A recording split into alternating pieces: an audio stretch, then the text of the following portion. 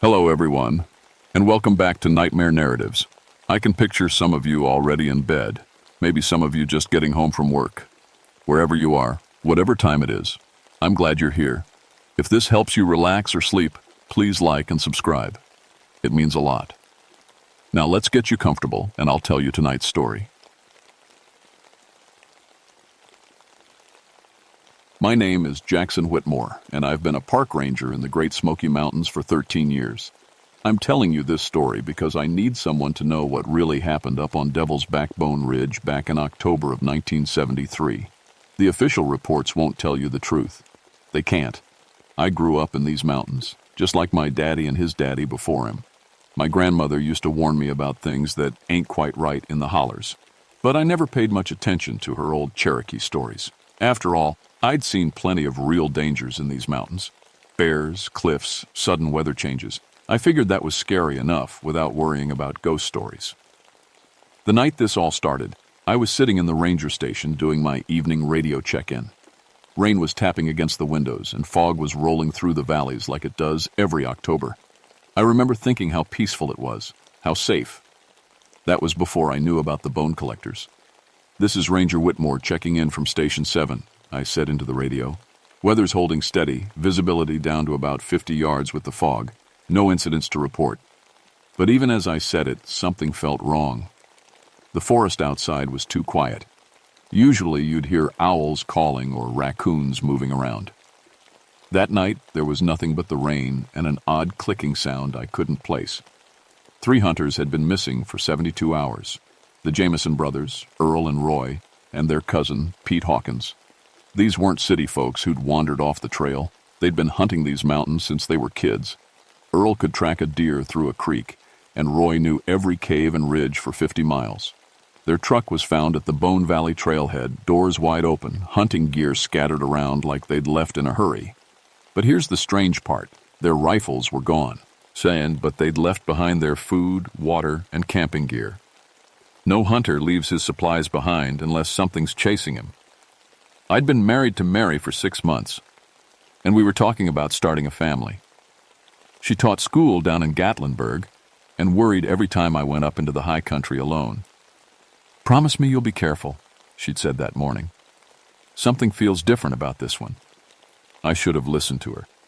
The first sign of real trouble came when I found their campsite. It was in a clearing about 2 miles up the Devil's Backbone Trail, right where the old Cherokee burial ground used to be. The fire pit was stone cold, but arranged around it in a perfect circle were dozens of small animal bones, rabbit bones, bird bones, all picked clean and white as snow. I'd never seen anything like it. In 13 years of ranger work, I'd come across plenty of strange things. Hunters who got lost and built weird shelters, teenagers trying to scare each other with fake rituals. But this felt different.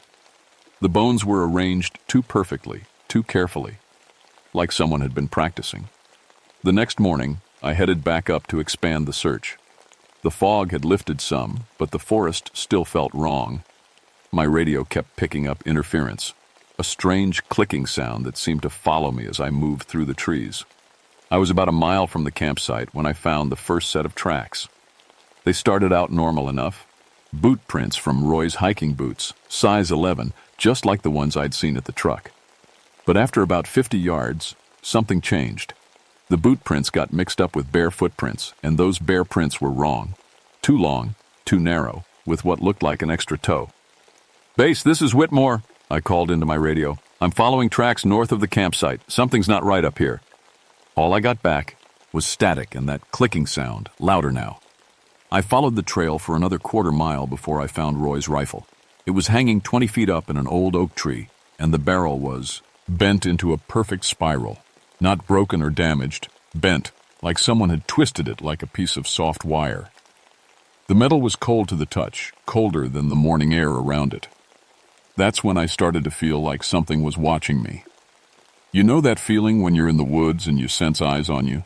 Usually it's just a deer or maybe a bear keeping its distance, but this felt different, like whatever was watching me wasn't quite animal and wasn't quite human. I found Earl Jameson 2 hours later. He was sitting against a tree about half a mile from where I'd found the rifle, just staring off into nothing. His eyes were open, but he didn't respond when I called his name. In his hands was a small cloth bag, and when I looked inside, I nearly dropped it. Human finger bones. Maybe a dozen of them, all different sizes, some yellow with age and others still white. "Earl, can you hear me?" I shook his shoulder gently. "Where are Roy and Pete?"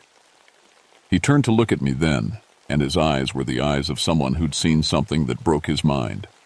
When he spoke, it wasn't in English. The words sounded Cherokee, but Earl didn't speak Cherokee. None of the Jameson family did. I managed to get him back to the station, but he wouldn't let go of that bag of bones. The doc who checked him out said Earl was in shock, maybe from hypothermia or dehydration. But I could see it was more than that. His teeth were loose in his mouth, like his bones were giving up. "He keeps saying the same thing over and over," the doctor told me.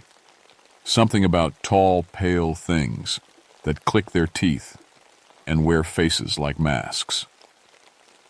That night, I went back up to the search area with my partner, Tommy Clearwater. Tommy was Cherokee, born and raised on the reservation before he became a ranger. If anyone would know what Earl was talking about, it would be him. My grandmother told stories about the Nunahai, Tommy said as we hiked up the trail. Spirit people who collect bones to rebuild the bodies they lost in the old times. When the soldiers came and killed whole villages, the spirits of the dead became something else. Something hungry. I still thought we were dealing with people, maybe some kind of cult group playing games with Cherokee legends. That changed when we found Pete Hawkins. Pete was hanging in a tree like a scarecrow, about 50 yards from where we'd found Earl. But when we cut him down and examined the body, we realized something impossible had happened. All his bones were gone. Every single one. His skin and muscles were intact, but inside was just empty space. Like someone had reached inside and carefully removed his entire skeleton without damaging anything else. "This isn't possible," I said, but Tommy was backing away from the body, his face white. "We need to leave," he whispered. "We need to leave right now." That's when we heard the clicking. It started soft, like someone tapping two sticks together, but then more clicking joined in from different directions. Ahead of us, behind us, to both sides. We were surrounded by things that were moving through the trees, making that sound. I drew my sidearm and tried the radio again. Dead static, just like before. "They're triangulating us," Tommy said, "herding us towards something." The clicking got louder, and I caught my first glimpse of what was making the sound. It moved between two pine trees about 30 yards away, tall, pale, and wrong. Its arms were too long, its legs bent at angles that didn't match human joints. When it moved, it flowed like water, but I could hear bones clicking against each other inside its body. "Don't run," Tommy whispered. "If you run, it'll chase you, and it's faster than anything you've ever seen." But staying still felt like the worst idea in the world. The temperature was dropping fast and the fog was rolling in thick despite the clear sky above. My breath was coming out in clouds and I could feel something drawing the heat right out of my bones. We backed toward the trail, moving slow and careful. The clicking followed us, always just out of sight but close enough that I could hear individual creatures moving on both sides. There had to be at least 4 of them, maybe more. That's when Tommy made his mistake. He stepped on a branch and it snapped loud enough to echo through the forest. The clicking stopped. Everything went silent for maybe 10 seconds, and then I heard something moving fast through the trees. Tommy started to run and I followed him. We crashed through the underbrush while something pale and spider-like kept pace with us, moving through the canopy above our heads. "The old burial ground," Tommy gasped as we ran. "If we can reach the sacred ground, they can't follow." I looked back once and saw it clearly. 8 feet tall, bone white with hollow eye sockets and fingers that ended in sharp bone spurs. It was keeping up with us easily, moving from tree to tree like gravity didn't matter to it. We reached a clearing where ancient Cherokee stones marked old graves. Tommy collapsed against one of the stone markers, breathing hard. "Here," he said. "They can't cross onto sacred ground." But he was wrong. The thing came into the clearing like smoke, flowing around the sacred stones like they weren't even there. When it reached Tommy, it placed one bone-white hand on his chest, and I watched his face change. Tommy started screaming, but it wasn't a normal scream. It was the sound of bones growing and breaking and growing again. His shirt tore as his ribcage expanded, then contracted, then expanded again. Bone spurs started pushing through his skin, and his spine curved and twisted as the thing reshaped his skeleton from the inside. I ran. I made it maybe 100 yards before I realized the creature wasn't chasing me anymore. When I looked back, Tommy was still standing in teeth. He clearing, but he wasn't Tommy anymore. His bones had grown through his skin in sharp white spikes, and his head was tilted at an angle that should have been impossible for a living person. The thing that had killed him was gone. I stumbled through the forest for what felt like hours, trying to get back to the trail. My radio was completely dead, and my compass was spinning in circles. Every direction looked the same, and the fog was so thick I couldn't see more than a few feet ahead. That's when I started finding the bone arrangements. They were everywhere. Circles of human bones, spirals of finger bones, neat rows of teeth arranged like corn kernels. Some of the bones were old and yellow, but others were fresh. I recognized Roy Jameson's wedding ring on a finger bone near the base of a tree. The things weren't just killing people. They were collecting them, arranging them, building something out of the pieces. I heard the clicking again, closer this time. And then I understood what Earl had been trying to tell us. The creatures didn't just click their teeth. They wore faces like masks, human faces, stretched over their own bone-white skulls. One of them stepped out from behind a tree, and it was wearing Tommy's face.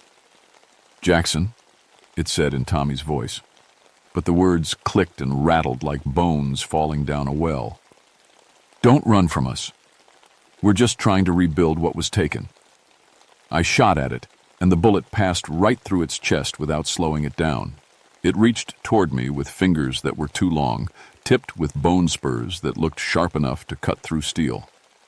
"All those Cherokee bodies in the ground," it clicked. "All those warriors killed by soldiers. We need bones to bring them back. Your bones are strong, Ranger. Mountain bones. They'll do nicely." I felt something happening inside my chest, a pulling sensation, like my ribs were trying to expand. The creature was doing something to my calcium, making my bones grow and shift inside my body. I stumbled backward and tripped over something. When I looked down, I saw I'd fallen into one of the bone circles. The creature stopped at the edge of the circle and tilted its head. "You're in the sacred space now," it said. "The old rules apply here. We can't take you while you're in the circle." But I could feel my bones still changing, getting heavier and more brittle. My fingers were starting to hurt where new bone was trying to push through the skin. "The arrangement isn't complete yet," the creature said. "But when the moon rises full again, we'll have enough bones to bring back the whole village. And then we'll start on the next village, and the next." I realized the only way out was to destroy the bone arrangements. If they were using the bones to rebuild Cherokee warriors, then scattering the bones might break whatever ritual they were performing. While the creature waited at the edge of the circle, I started kicking apart the bone arrangements around me. Every bone I scattered seemed to make the creature more agitated. It started clicking faster, and I could hear other creatures responding from deeper in the forest. "You don't understand," it said, and for a moment Tommy's face looked almost sad. "We were murdered. Our children were murdered. All we want is to come home." But I kept scattering bones, and the creature began to fade like smoke. As it disappeared, I felt the pulling sensation in my chest stop, though my bones still ached like they'd been stretched. I made it back to the ranger station just before dawn. The bone arrangements were gone when the search and rescue teams went back up the mountain, and they found Tommy's body near a rock slide that looked like it had happened recently. The official cause of death was listed as blunt force trauma from falling rocks. Pete Hawkins was found at the bottom of a cliff, and they said a bear had gotten to him before he fell. Earl Jameson was transferred to a psychiatric facility in Nashville, where he spent the rest of his life speaking Cherokee words that the tribal elders said weren't from any dialect they knew. I never found Roy's body. The doctors say I have a condition like osteoporosis now. My bones are weak and brittle, especially during full moons. Some nights, I can still feel that pulling sensation in my chest, like something far away is trying to call my calcium back to the mountain. Mary knows something happened up there that changed me, but she doesn't ask questions. She just makes sure I take my calcium supplements and doesn't complain when I wake up screaming from dreams about clicking sounds. I still work as a ranger, but I don't go up to Devil's Backbone anymore. Other rangers handle that section, and I've noticed the missing persons reports from that area have been increasing every hunting season. Always experienced hunters, always groups of 2 or 3, always near the old Cherokee burial grounds. Sometimes hikers find small arrangements of animal bones in perfect circles, and they think it's just kids playing games. I tell them to leave the bones alone and stay on the marked trails, but I can't tell them why. Who would believe me? The Cherokee elders I've talked to say the Nunahai are patient. They've been collecting bones for over a century now, rebuilding their people one skeleton at a time. They say the arrangements aren't random. They're maps showing where the old villages used to be before the soldiers came. And they say when the bone collectors have enough pieces, when they've rebuilt enough of their people, they'll start expanding beyond the mountains, beyond Tennessee, beyond the places where Cherokee blood was spilled. I don't know if that's true or not. All I know is that every full moon, I feel that pulling in my bones, and I remember Tommy's face stretched over something that wasn't human. I remember the sound of clicking teeth in the darkness, and I wonder how many more hunters are going to disappear before someone believes me. So I'm telling you this story now, hoping someone will listen. If you ever find yourself in the Great Smoky Mountains, if you ever see small bones arranged in circles or hear clicking sounds from the forest, don't investigate. Don't touch the bones. Don't try to help. Just run and don't look back. Because the bone collectors are always hungry and they're always patient and they remember every single person who was taken from them in the old times, and they're coming to collect what they're owed.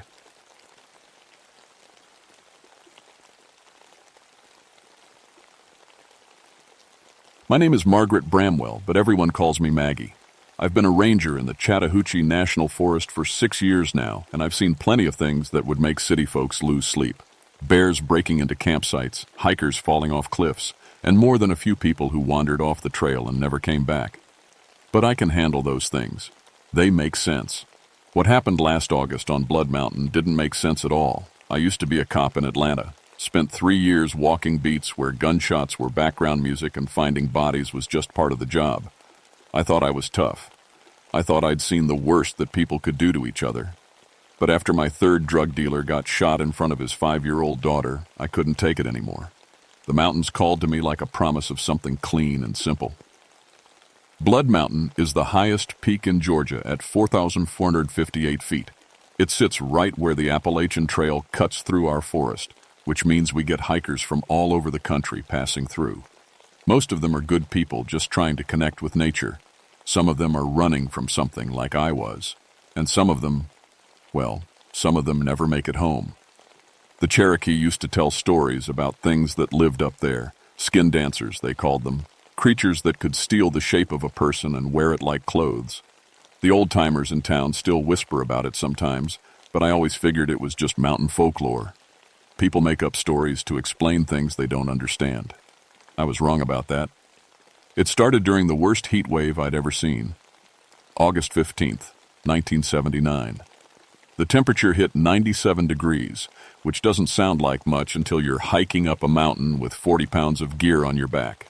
The whole forest felt wrong. Animals were acting strange, bears coming down. To lower elevations, birds flying in circles, dogs in town howling all night long. Even the trees seemed stressed, their leaves curling up like they were trying to hide from something. That's when David Chen went missing. David was 24 from North Carolina. He'd been hiking the Appalachian Trail for 2 weeks and knew what he was doing. His gear was good, his permits were in order, and he'd checked in at every station like he was supposed to. Then he just vanished somewhere between Neal's Gap and the Blood Mountain shelter. His hiking buddies called it in on August 16th. They said they'd seen him the night before, but something was off. He seemed different. Walked funny, like his boots didn't fit right. When they tried to talk to him, he gave short answers that didn't sound like him at all. "It was weird," said Tom, one of the other hikers. "David's always been chatty, you know? Loves to talk about the trail, the views, whatever. But that night he just stared at us. And his eyes, I swear his eyes looked different. Greener." I found David's backpack the next morning, about a quarter mile off the main trail. Everything was there. His sleeping bag, his food, his water purification tablets. Everything except his driver's license and the photos from his wallet. Just those two things, gone. The footprints around his campsite told a strange story. David's boot prints were there, but they looked wrong somehow. The weight distribution was off, like whoever was wearing them had feet that were the wrong shape, and there were signs of a struggle, but no blood, no torn clothing, just those weird footprints leading deeper into the woods. That should have been my first clue that something was very wrong. The search started at dawn on August 17th. We had 12 people spread across a 2-mile grid, all experienced in mountain rescue. I took the eastern section, following D. Avids trailed deeper into the forest. The heat was already building, and the air felt thick and wrong, like breathing through wet cloth. About 2 hours in, my radio crackled to life to base. "This is Jim. I've got eyes on our missing hiker." My heart jumped. "Location, Jim?" "About half a mile north of Slaughter Creek. He's walking south on the trail, seems to be okay." I changed direction and headed for Jim's position. But before I got there, another call came through. "Base, this is Sarah. I'm looking at David Chen right now. He's sitting by the stream at Lance Creek, about a mile west of my last position." I stopped dead in my tracks. Lance Creek was 3 miles from Slaughter Creek. No way David could be in both places at once. "Jim, Sarah, can you confirm your sightings? Describe what you see." Jim's voice came back first. "Definitely our guy, about 6 feet tall, dark hair, wearing the blue jacket from his description. But he won't respond when I call to him. Just keeps walking." "Same here," Sarah said. "Right height, right clothes. But something's off about the way he moves, like he's not used to his own body." I felt cold despite the heat. "Both of you, do not approach. Keep visual contact and wait for backup." But by the time I reached Jim's position, David was gone. Sarah reported the same thing. 1 minute he was there, the next he'd vanished into the trees without a sound. That's when the radio calls started. The first one came through at 11:47 a.m. Clear as day, David's voice calling for help. He sounded scared, hurt, like he was lost and running out of water. The signal was coming from the north side of Blood Mountain. 15 minutes later, another call. Same voice, same words, but this time from the south side. Then another from the east. All identical, like someone was playing the same recording from different locations. By evening, we'd received 7 identical distress calls from David Chen, each one from a different mountain peak within a 20-mile radius. Each time we sent teams to investigate, they found nothing but empty forest, tea, hat night. I sat in my truck reviewing the day's reports. None of it made sense. How could multiple people see the same man in different places? How could his voice be calling from mountaintops that would take hours to reach? I was about to head home when I saw him. David Chen, walking down the trail toward my truck.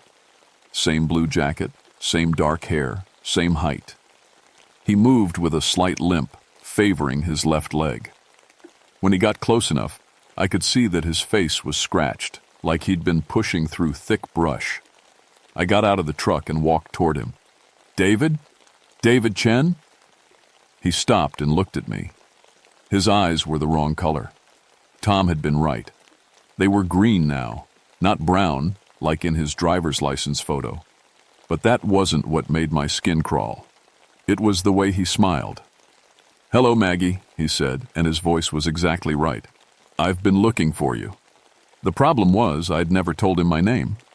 And I was wearing my ranger uniform with M. Bramwell on the name tag, not Maggie.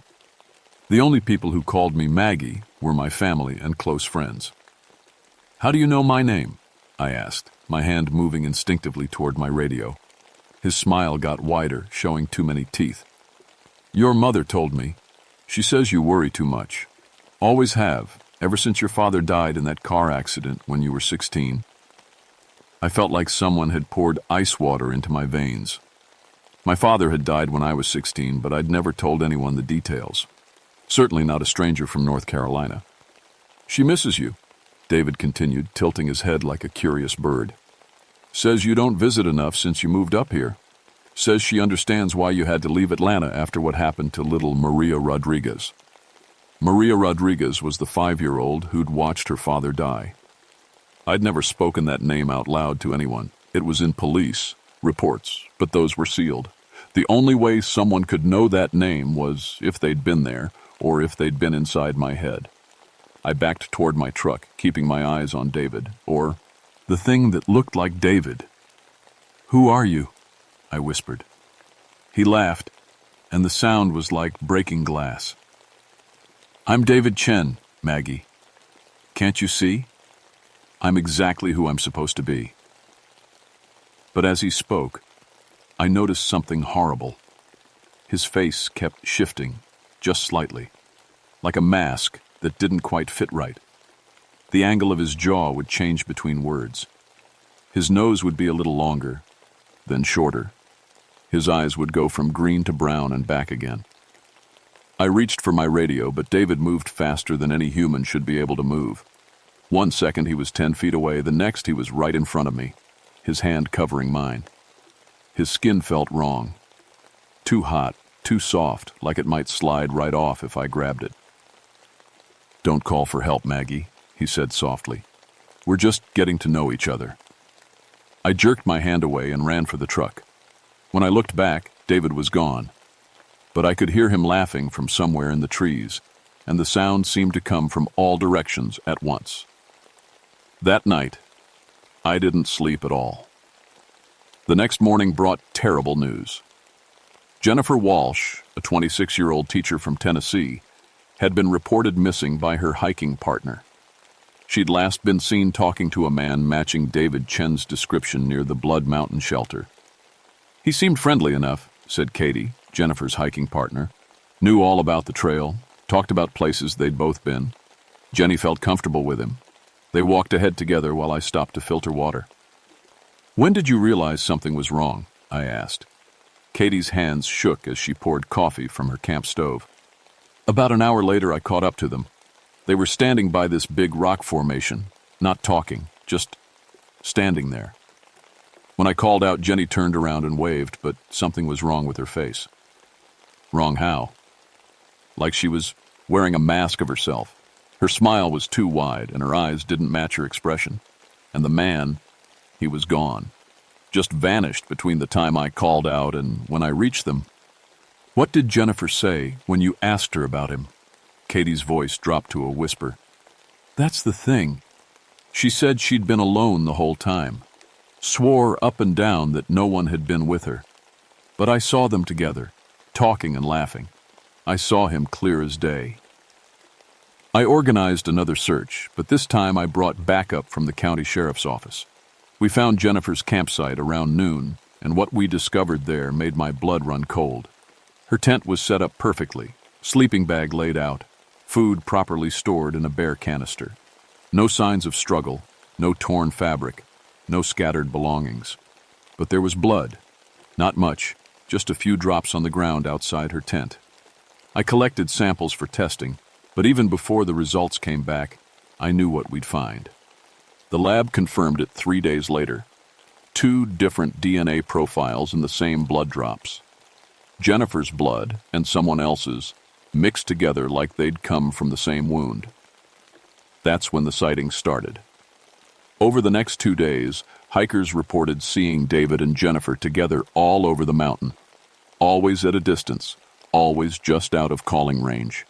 They'd wave when people spotted them, but if anyone tried to approach, they'd disappear into the trees. But the descriptions were all wrong. The David they saw was sometimes taller, sometimes shorter. His hair changed color between sightings. Jennifer's clothes were different every time. Sometimes her hiking outfit, sometimes a dress that no one packs for backpacking. "It's like they're playing dress up," one hiker told me, "like kids trying on their parents' clothes." The Cherokee elder I consulted didn't seem surprised by any of this.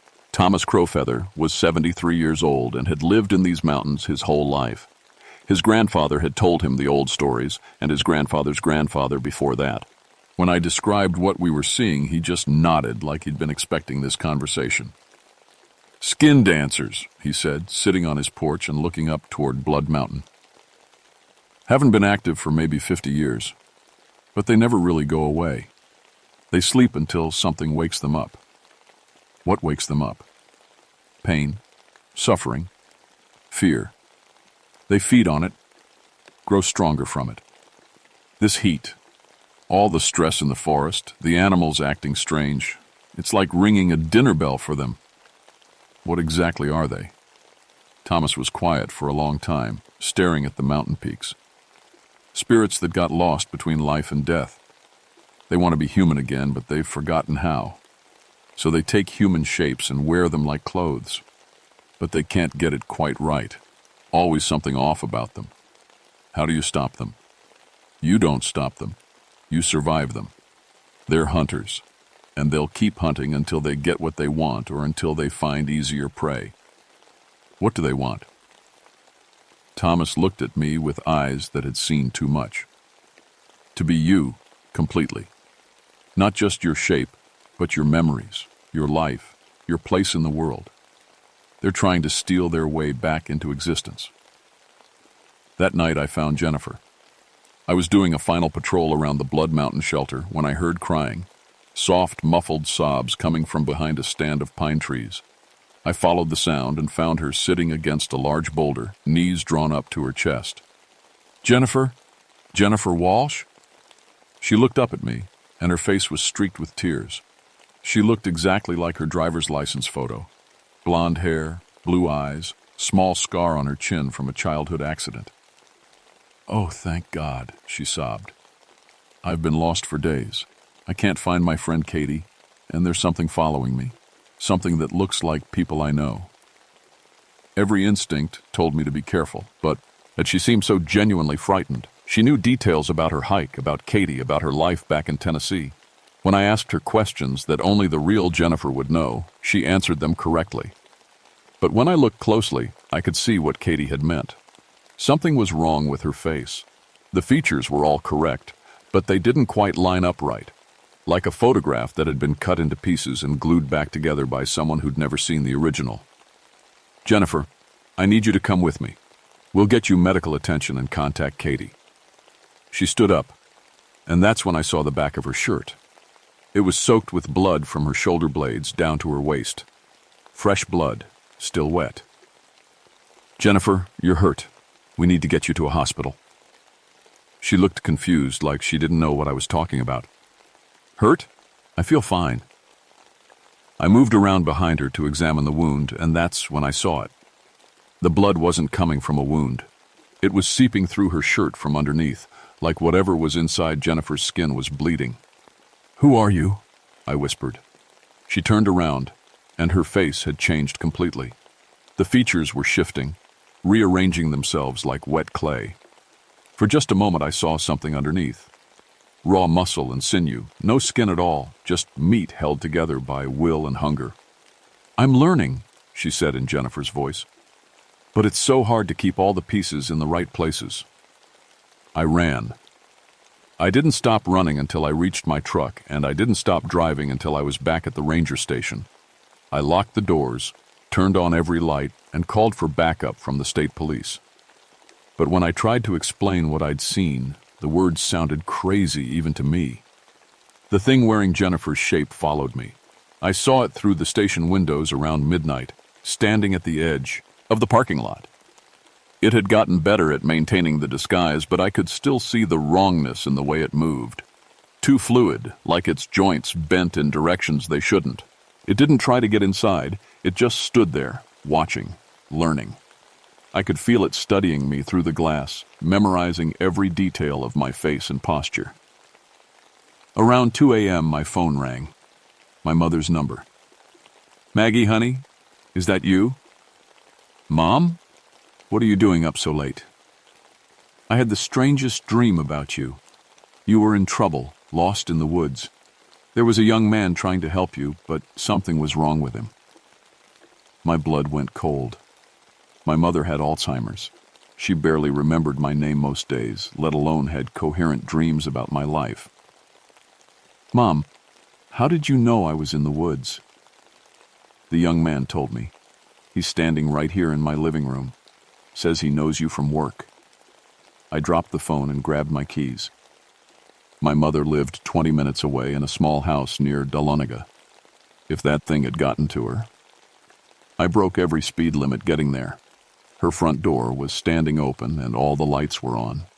I found her in the living room, sitting in her favorite chair with a cup of tea that was still steaming. Mom, are you okay? Where's the man who was here? She looked confused like she usually did. Man? I don't remember any man, honey. Did you come to visit? That's nice. I searched the house, but we were alone. No signs of forced entry, nothing disturbed. But on the coffee table next to my mother's tea was a photograph I'd never seen before. It showed me in my ranger uniform, but I was standing next to David Chen. We had our arms around each other like old friends, both of us smiling at the camera. The photo was impossible. I'd never met David Chen before he went missing. But there we were, looking happy and familiar with each other. And in the background, barely visible, was the thing wearing Jennifer's face, watching us from behind a tree. I grabbed the photo and my mother and drove straight to the sheriff's office. We spent the night there, but it didn't matter. The thing had what it wanted, more information about me, my family, my life. The next morning, I went back to Blood Mountain alone. I found the real Jennifer Walsh's body in a cave about 2 miles from the trail. She'd been dead for days, her skin removed in precise ritual cuts, but her muscles and organs were untouched, preserved somehow. Like the thing that killed her, only needed the outside. David's body was there too, in the same condition. Both of them looked peaceful, like they'd simply gone to sleep and never woken up. I was photographing the scene when I heard footsteps behind me. Hello, Maggie. I turned around, and David Chen was standing at the cave entrance. But this wasn't the clumsy imitation I'd encountered before. This version looked perfect. Right height, right build, eyes the correct brown color. He even had the small scar on his left hand from a childhood accident that I'd read about in his missing person report. I've been practicing, he said with David's voice. Learning how to be human. You've been very helpful with that. I'm not helping you with anything. But you have. Every time you ran, every time you showed fear, you taught me how humans react to danger. Every question you asked taught me what humans need to know to trust each other. He stepped closer, and I could see that he was wearing David's actual clothes. The blue jacket, the hiking boots, even David's watch. I've decided I like being David. He had such a simple life, such clear goals, hike the trail, see the country, meet people. I can do all of those things now. What are you really? His form shimmered for a moment, and I caught a glimpse of what lay underneath. It wasn't entirely human, but it wasn't entirely animal either. Something caught between forms, hungry for an identity that would stick. I'm what remains when someone dies. Least alone and forgotten. I'm the echo that refuses to fade. But I'm tired of being nothing, Maggie. I want to be someone. You can't just steal someone's life, can't I? He smiled with David's face. I have his memories now, his personality, his relationships. If I go back to North Carolina and visit his parents, they'll never know the difference. I've become more David than David ever was. That's when I understood the real horror. This thing didn't just kill people.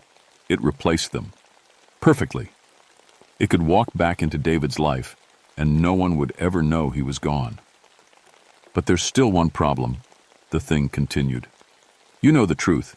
You've seen behind the mask. That makes you dangerous. I pulled out my service weapon, but it laughed. Bullets won't stop me, Maggie. I'm not really alive in any way you'd understand. Maybe not, I said, backing toward my emergency pack. But I bet fire will slow you down. I grabbed an emergency flare from my belt and pulled the cap. The bright red flame illuminated the cave, and the thing that looked like David stepped back with genuine fear in its stolen eyes. "You're right about one thing," I said, advancing with the flare. "I do know the truth, but that doesn't make me dangerous to you." "What do you mean?"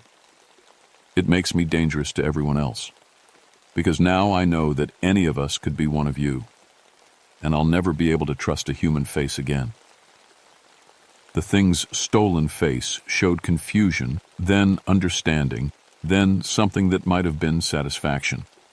"You're learning too," it said. "Good. That will make you stronger when I'm done wearing your skin."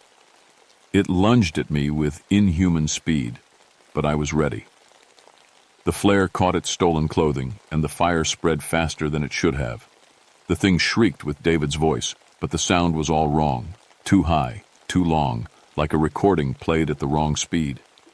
It retreated toward the cave entrance, its form beginning to smoke and blur. Before it escaped, it turned back to me one last time. "This isn't over, Maggie. I know where it. You live now. I know where your mother lives. I know everything about you." Then it was gone, leaving only the smell of burning hair and the echo of its terrible promise. The official reports listed David Chen and Jennifer Walsh as victims of bear attacks. The State Wildlife Office investigated and found evidence of unusual bear activity in the area, though they couldn't explain why the bodies had been so precisely mutilated. The case was closed within a week. I never told anyone the complete truth about what happened on Blood Mountain. Who would believe it? Even now, 6 months later, I have trouble believing it myself. But I still have that impossible photograph of me and David Chen, and sometimes I catch myself staring at it, wondering if my memory of events is as reliable as I think it is. The thing got away that day in the cave, but it didn't disappear completely. Over the following weeks, hikers reported strange encounters all along the Appalachian Trail, people seeing familiar faces in impossible places. Loved ones who acted slightly wrong, said things they shouldn't know, moved in ways that didn't quite match their personalities. I tried to warn people, but how do you tell someone to be suspicious of their own family? How do you explain that the person sleeping next to them might not be who they appear to be? The hardest part is the doubt. Every day, I look at the people around me and wonder if they're real. My fellow rangers, the hikers I help, even my own mother, how can I be sure any of them are who they claim to be? The thing that stole David's shape knew details about my life that only someone very close to me could know, which means either it can read minds or it's been watching me much longer than I realized. Sometimes I catch my mother looking at me strangely, like she's trying to remember something important. Her Alzheimer's makes it hard to tell if it's the disease talking or if something else is looking out through her eyes. Last week, she mentioned a conversation we'd had about my father's death, but I'd never told her the details. She somehow knew. I still patrol Blood Mountain, but I'm not the same ranger I used to be. I question everything now. When hikers tell me they've seen missing people, I believe them. When they report strange behavior from their companions, I take it seriously. The other rangers think I'm developing paranoia from too much time alone in the woods. Maybe they're right. Maybe the stress of finding those bodies broke something in my mind, and I'm seeing monsters where none exist. That would be the rational explanation, the one that makes sense. But every night when I lock my doors and check my windows, I remember the feeling of that thing's stolen skin under my hand. I remember the way David's face shifted and moved like a mask that didn't quite fit. I remember the hunger in its eyes when it talked about stealing my life. The Cherokee elder, Thomas Crow Feather, told me that skin dancers never really die. They just sleep until something wakes them up again. The heat wave passed and the forest has returned to normal. The animals aren't acting strange anymore, and hikers report fewer unusual encounters. But I know it's still out there somewhere, wearing someone's stolen face, practicing how to be human, learning from its mistakes, getting better at the disguise. Maybe it's given up on me and found easier prey. Maybe it's patient enough to wait years before trying again. Or maybe it's already succeeded, and the person writing this story isn't really Maggie Bramwell at all. The thought keeps me awake at night, staring at my reflection in the bathroom mirror, looking for signs that my face doesn't quite fit right, checking my memories to make sure they're all still mine, wondering if the real Maggie is buried somewhere in a cave on Blood Mountain, while something else walks around in her ranger uniform, wearing her name tag, living her life. If you're reading this and you're planning to hike the Appalachian Trail, be careful who you trust. Look closely at the people around you. Ask them questions only they would know the answers to. And if something feels wrong, if someone's smile is too wide or their eyes are the wrong color or they know things they shouldn't know, run. Run fast and don't look back. Because somewhere in these mountains, something is still learning how to be human, and it's getting very, very good at it. This account was found among the personal effects of Margaret Bramwell following her disappearance during a routine patrol of Blood Mountain in March 1980. Park Service records show that Ranger Bramwell submitted her final report on March 15th and failed to return from her patrol that evening. Her truck was found abandoned at the Neels Gap trailhead, with no signs of struggle. The search for Ranger Bramwell was called off after 2 weeks when no trace of her could be found. Hikers continue to report seeing a woman matching Bramwell's description throughout the Chattahoochee National Forest, though these sightings are typically dismissed as cases of mistaken identity. The Cherokee elder Thomas Crow Feather, mentioned in Bramwell's account, died of natural causes in 1981. His final words, according to his family, were, "She's still learning, but she's getting much better at it."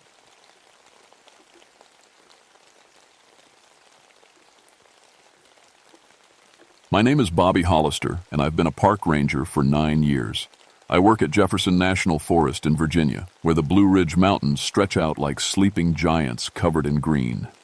My job is simple: keep people safe, especially kids. I run all the youth programs here, teaching families how to camp safely and showing children how to respect nature. People call me the Kid Ranger because I spend most of my time with families. I love that work. Maybe it's because I lost my little sister Sarah when I was 12. She drowned in a river while we were playing, and I couldn't save her. That day changed everything for me. I promised myself I'd never let another child get hurt if I could stop it. I'm good at my job, real good. In the past 5 years, we've cut child accidents by 80%. I know every dangerous spot in these mountains, every loose rock and hidden drop-off. I teach kids to stay with adults, never wander alone, and always tell someone where they're going. That's why I don't believe in ghost stories. The mountains are full of real dangers. Bears, cliffs, sudden storms that can kill you in minutes. I don't have time for made-up scares when there are plenty of real ones. When old-timers tell stories about ghost children around Raven Rock, I just shake my head. Parents have enough to worry about without supernatural nonsense. Raven Rock sits high up at 3,600 feet, where the wind cuts through pine trees like a knife. It's beautiful, but dangerous, with rocky cliffs that drop straight down into nothing. The area has a sad history. Back in 1887, there was a children's home up here. 47 kids died in a fire that winter. The locals say you can still hear them crying sometimes, especially when the wind picks up. I've camped at Raven Rock hundreds of times. Never heard anything but wind and wildlife. October is my favorite time of year. Here, the leaves turn red and gold and families come from all over to see the colors. The nights get cold enough that you need a good fire, but the days are perfect for hiking. This October started like any other. Then the Henderson family came to my ranger station on a Tuesday morning. "Ranger Hollister," Mrs. Henderson said, her voice shaky. "We need to talk about our daughter Emma."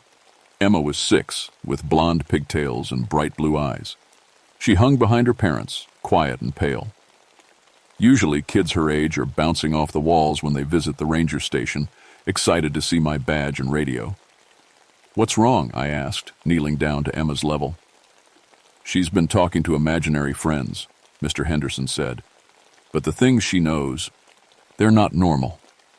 Emma whispered something I couldn't hear. "What did you say, sweetheart?" I asked gently.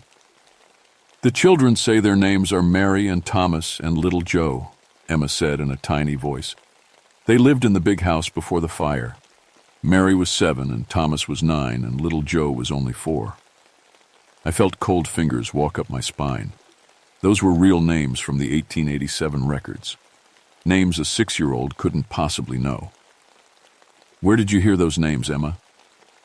"They told me. They want me to come play with them tonight. They said they know the best hiding spots." The Hendersons looked at me with worried eyes. "She's never been interested in history," Mrs. Henderson said. "We didn't even tell her about the old children's home." I spent an hour with them, explaining how kids sometimes pick up stories from other campers. I suggested they keep Emma close at night and maybe move to a different campsite. But as they left, I couldn't shake the feeling that something was really wrong. That night, I got 2 more reports. The Thompsons' 7-year-old son, Marcus, was found sleepwalking toward the cliff edge at 2 a.m. The Kims' 8-year-old daughter, Sarah, kept talking to empty spaces, describing in detail how smoke filled the old children's home and how scared the kids were. All 3 families were camping in different spots around Raven Rock. All 3 children were describing the same historical events they had no way of knowing about. I radioed my supervisor in the morning. "Jim, we might have a problem at Raven Rock," I said. "What kind of problem?" "The kind that makes good families pack up and leave bad reviews." He laughed. "Ghost stories again? Bobby, you know better." "I know, but 3 different kids are showing the same strange behavior. I want to camp up there tonight. Keep an eye on things." "Your call. Just don't let this turn into a circus." As I packed my gear, I told myself I was being smart, not superstitious. Something was affecting these children, and I needed to figure out what. Maybe it was gas leaking from an old mine shaft, or some kind of mold in the area. There had to be a logical explanation. I'd spent my career protecting kids from real dangers. I wasn't about to start believing in ghosts now. But that evening, as I hiked up to Raven Rock with my backpack and radio, I couldn't stop thinking about Emma's pale face and tiny voice describing children who died over 100 years ago. The sun was setting behind the mountains, painting everything blood red. The wind picked up, making the pine trees whisper like voices in the dark. For the first time in 9 years, I felt afraid in my own forest. I set up my tent in the main camping area just as the last light faded from the sky. 5 families were camping at Raven Rock that night. The Hendersons, Thompsons, and Kims, plus the Rodriguez family, and a couple with teenage kids named the Blacks. I made my rounds, checking in with everyone and reminding them about fire safety. Everything seemed normal. Kids were roasting marshmallows. Parents were setting up sleeping bags. Teenagers were complaining about no cell service. Just another October night in the mountains. I was drinking coffee by my campfire around 10 p.m. when I heard it. Singing. It was faint, carried on the wind but clear enough to make out. Children's voices singing a lullaby I didn't recognize. The melody was old-fashioned, like something from a church hymnal. I grabbed my flashlight and walked toward the sound. It seemed to come from the direction of the old children's home ruins, about a quarter mile through the trees. But as I got closer, the singing stopped. I stood in the darkness, listening. Nothing but wind in the pines. "Probably just the teenagers," I muttered. But I knew it wasn't true. The voices had been too young, too many of them, and the Black family's kids were still sitting around their campfire. I was walking back when I heard Mrs. Kim scream. I ran toward their tent, my radio crackling as I called it in. "Base, this is Hollister. Possible emergency at Campsite 7. The whole Kim family was outside their tent in pajamas. Mrs. Kim was holding 8-year-old Sarah tight while Mr. Kim shined a flashlight around their campsite. "What happened?" I asked. "Sarah walked right out of the tent," Mr. Kim said, his voice shaking. "She was asleep, but her eyes were open. She walked straight toward the cliff." "How far did she get?" 20 feet from the edge before we caught her," Mrs. Kim said. She kept saying, "They're waiting for me. They're waiting for me." I knelt down next to Sarah. Her eyes were wide and frightened now, but she seemed fully awake. "Sarah, who was waiting for you?" "The children from the old house," she whispered. "They said they wanted to show me where they used to play hide and seek. They said it was safe. Can you see them now?" She looked around the darkness and shook her head. "They only come when it's really dark, and they're sad. Really, really sad." I helped the Kims move their sleeping bags into their car for the night. Sarah's sleepwalking could have killed her. That cliff dropped 200 feet straight down onto rocks. As I was heading back to my tent, I heard Marcus Thompson calling my name. "Ranger Bobby! Ranger Bobby! Come quick!" I found 7-year-old Marcus standing in his family's campsite, pointing toward the tree line. His parents were trying to calm him down. "There," Marcus said. "Do you see them? They're playing tag." I looked where he pointed and saw nothing but black trees. "Marcus, there's nobody there," his father said. "Yes, there is. There's Mary and Thomas and little Joe and lots of others. They're wearing old-timey clothes, and they keep waving at me." The same names Emma Henderson had mentioned. I felt that cold feeling in my stomach again. "Marcus," I said gently, "what do these children look like?" "Some of them are burned," he said matter-of-factly. "Their clothes are all black and smoky, but they're still kids, so it's okay. They want me to come play, but Mom and Dad won't let me." Mrs. Thompson looked at me with panic in her eyes. "Should we take him to a doctor?" "Let's wait until morning," I said, though I wasn't sure why. Something told me a doctor wouldn't find anything wrong with Marcus. I radioed base again, but Jim had gone home for the night. The night dispatcher, Marie, answered. "Marie, I need you to look up something for me. The 1887 fire at the Raven Rock Children's Home. I need the names of the victims." "Bobby, what are you doing up there?" "Just humor me." 10 minutes later, she radioed back. "Okay, this is weird. I found an old newspaper article. 47 children died. The youngest was Joseph Carter, age 4. They called him Little Joe." My blood went cold. "What about Mary and Thomas?" "Mary Sullivan, age 7, and Thomas Mitchell, age 9. "Bobby, how did you know those names?" I looked around the campsite. 3 different children had mentioned the same names. Children who died over a century ago. Children they had no way of knowing about. "I'll call you back," I said. I decided to stay awake all night, keeping watch. I built up my fire and settled in with hot coffee and my radio. If kids were going to sleepwalk toward cliffs, I wanted to be ready. Around midnight, the temperature dropped fast. My breath started showing in the air, even though it had been warm all day. The kind of sudden cold that doesn't make sense.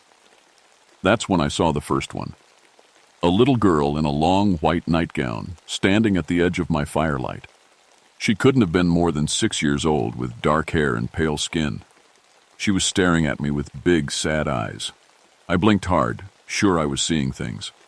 When I looked again, she was gone. "Hello?" I called softly. "Is someone there?" Silence.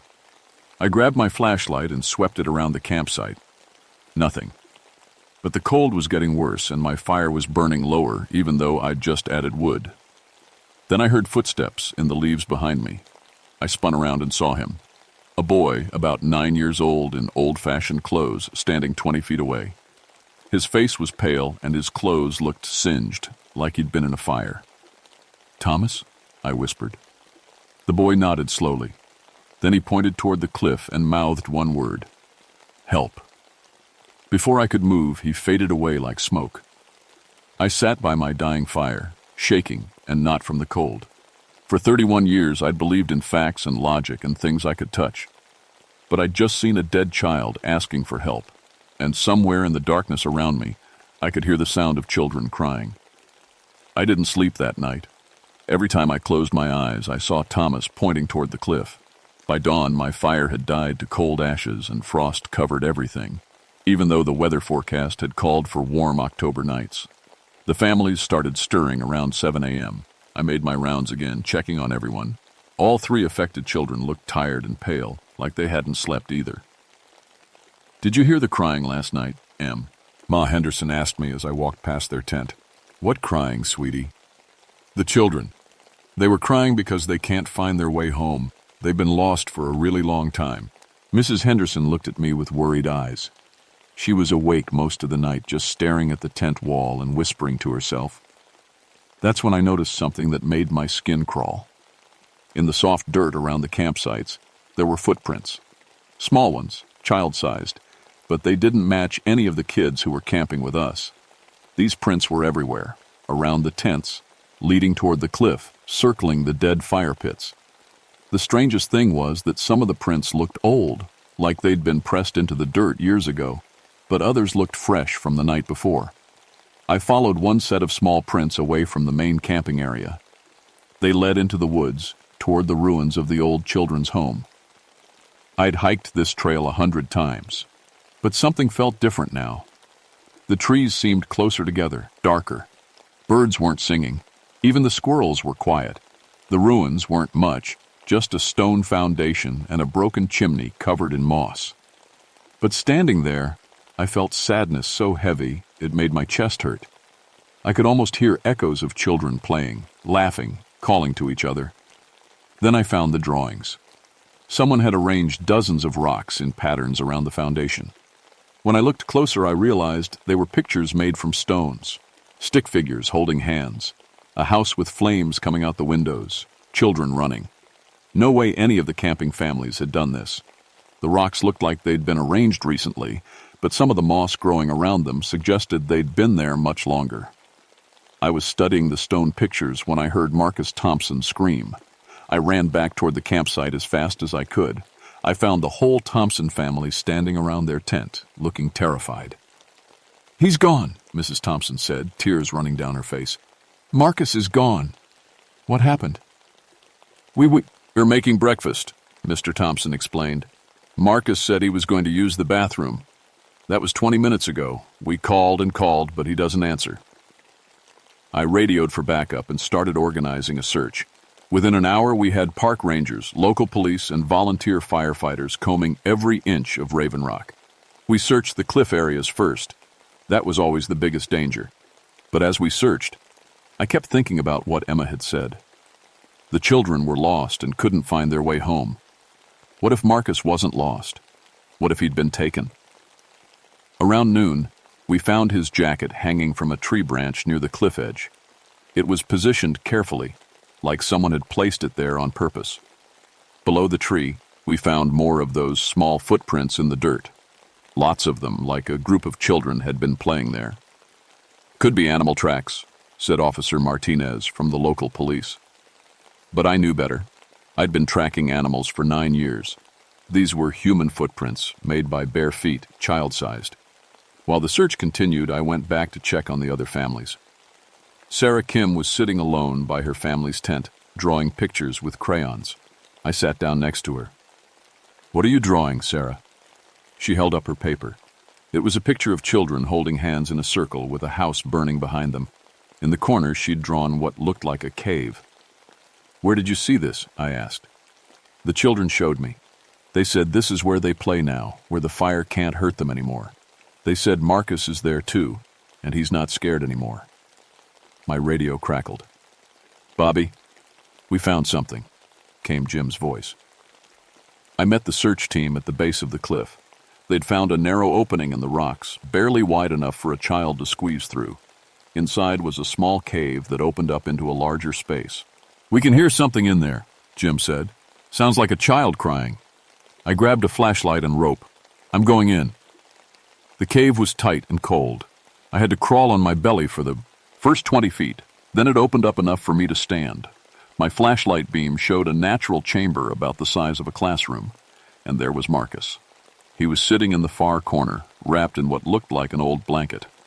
He was alive, but shivering, his lips blue from cold. When he saw my light, he smiled. "Ranger Bobby, I knew you'd find me." I rushed over and wrapped him in my jacket. "Marcus, how did you get down here?" "My friends brought me. They said this was their secret place where they could play without the fire hurting them, but it got really cold, and they had to go away when the sun came up." "What friends, Marcus?" "Thomas and Mary and little Joe and all the others. They were just like me, except they've been here a really long time. They said they were lonely." I got Marcus out of that cave and to the hospital. He was hypothermic, but okay. The doctor said he'd been in the cold for hours and was lucky to be alive. But that wasn't the worst part. The worst part was what happened that evening after Marcus was safe. I was staying at Raven Rock again, determined to figure out what was really going on. This time, I wasn't alone. Officer Martinez had agreed to camp with me, and we'd convinced the remaining families to sleep in their cars. Around 10 p.m. we heard them. Children's voices, singing that same old lullaby I'd heard the night before. But this time, there were more voices, and they were louder. "You hear that?" Martinez asked. I nodded. At least I wasn't going crazy. We followed the sound toward the old children's home ruins. Our flashlights cut through the darkness, but the singing seemed to come from everywhere at once. When we reached the foundation, we saw them. Dozens of children, translucent and glowing faintly in the moonlight. They were holding hands in a circle around the stone foundation, singing. Some looked normal, but others were clearly burned, their clothes singed and their faces marked by fire. They all looked sad and lost, and very, very young. At the center of the circle stood a little girl who looked about 4 years old. She was pointing at us with one small hand. "The man who protects children," she said in a voice that sounded like wind through leaves. "We've been waiting for you." Martinez grabbed my arm. "Bobby, we need to get out of here." But I couldn't move. I was staring at 47 dead children who had been waiting over a century for someone to help them, and I finally understood what they wanted. The little girl who looked like their leader stepped forward. Up close, I could see she wasn't burned like some of the others.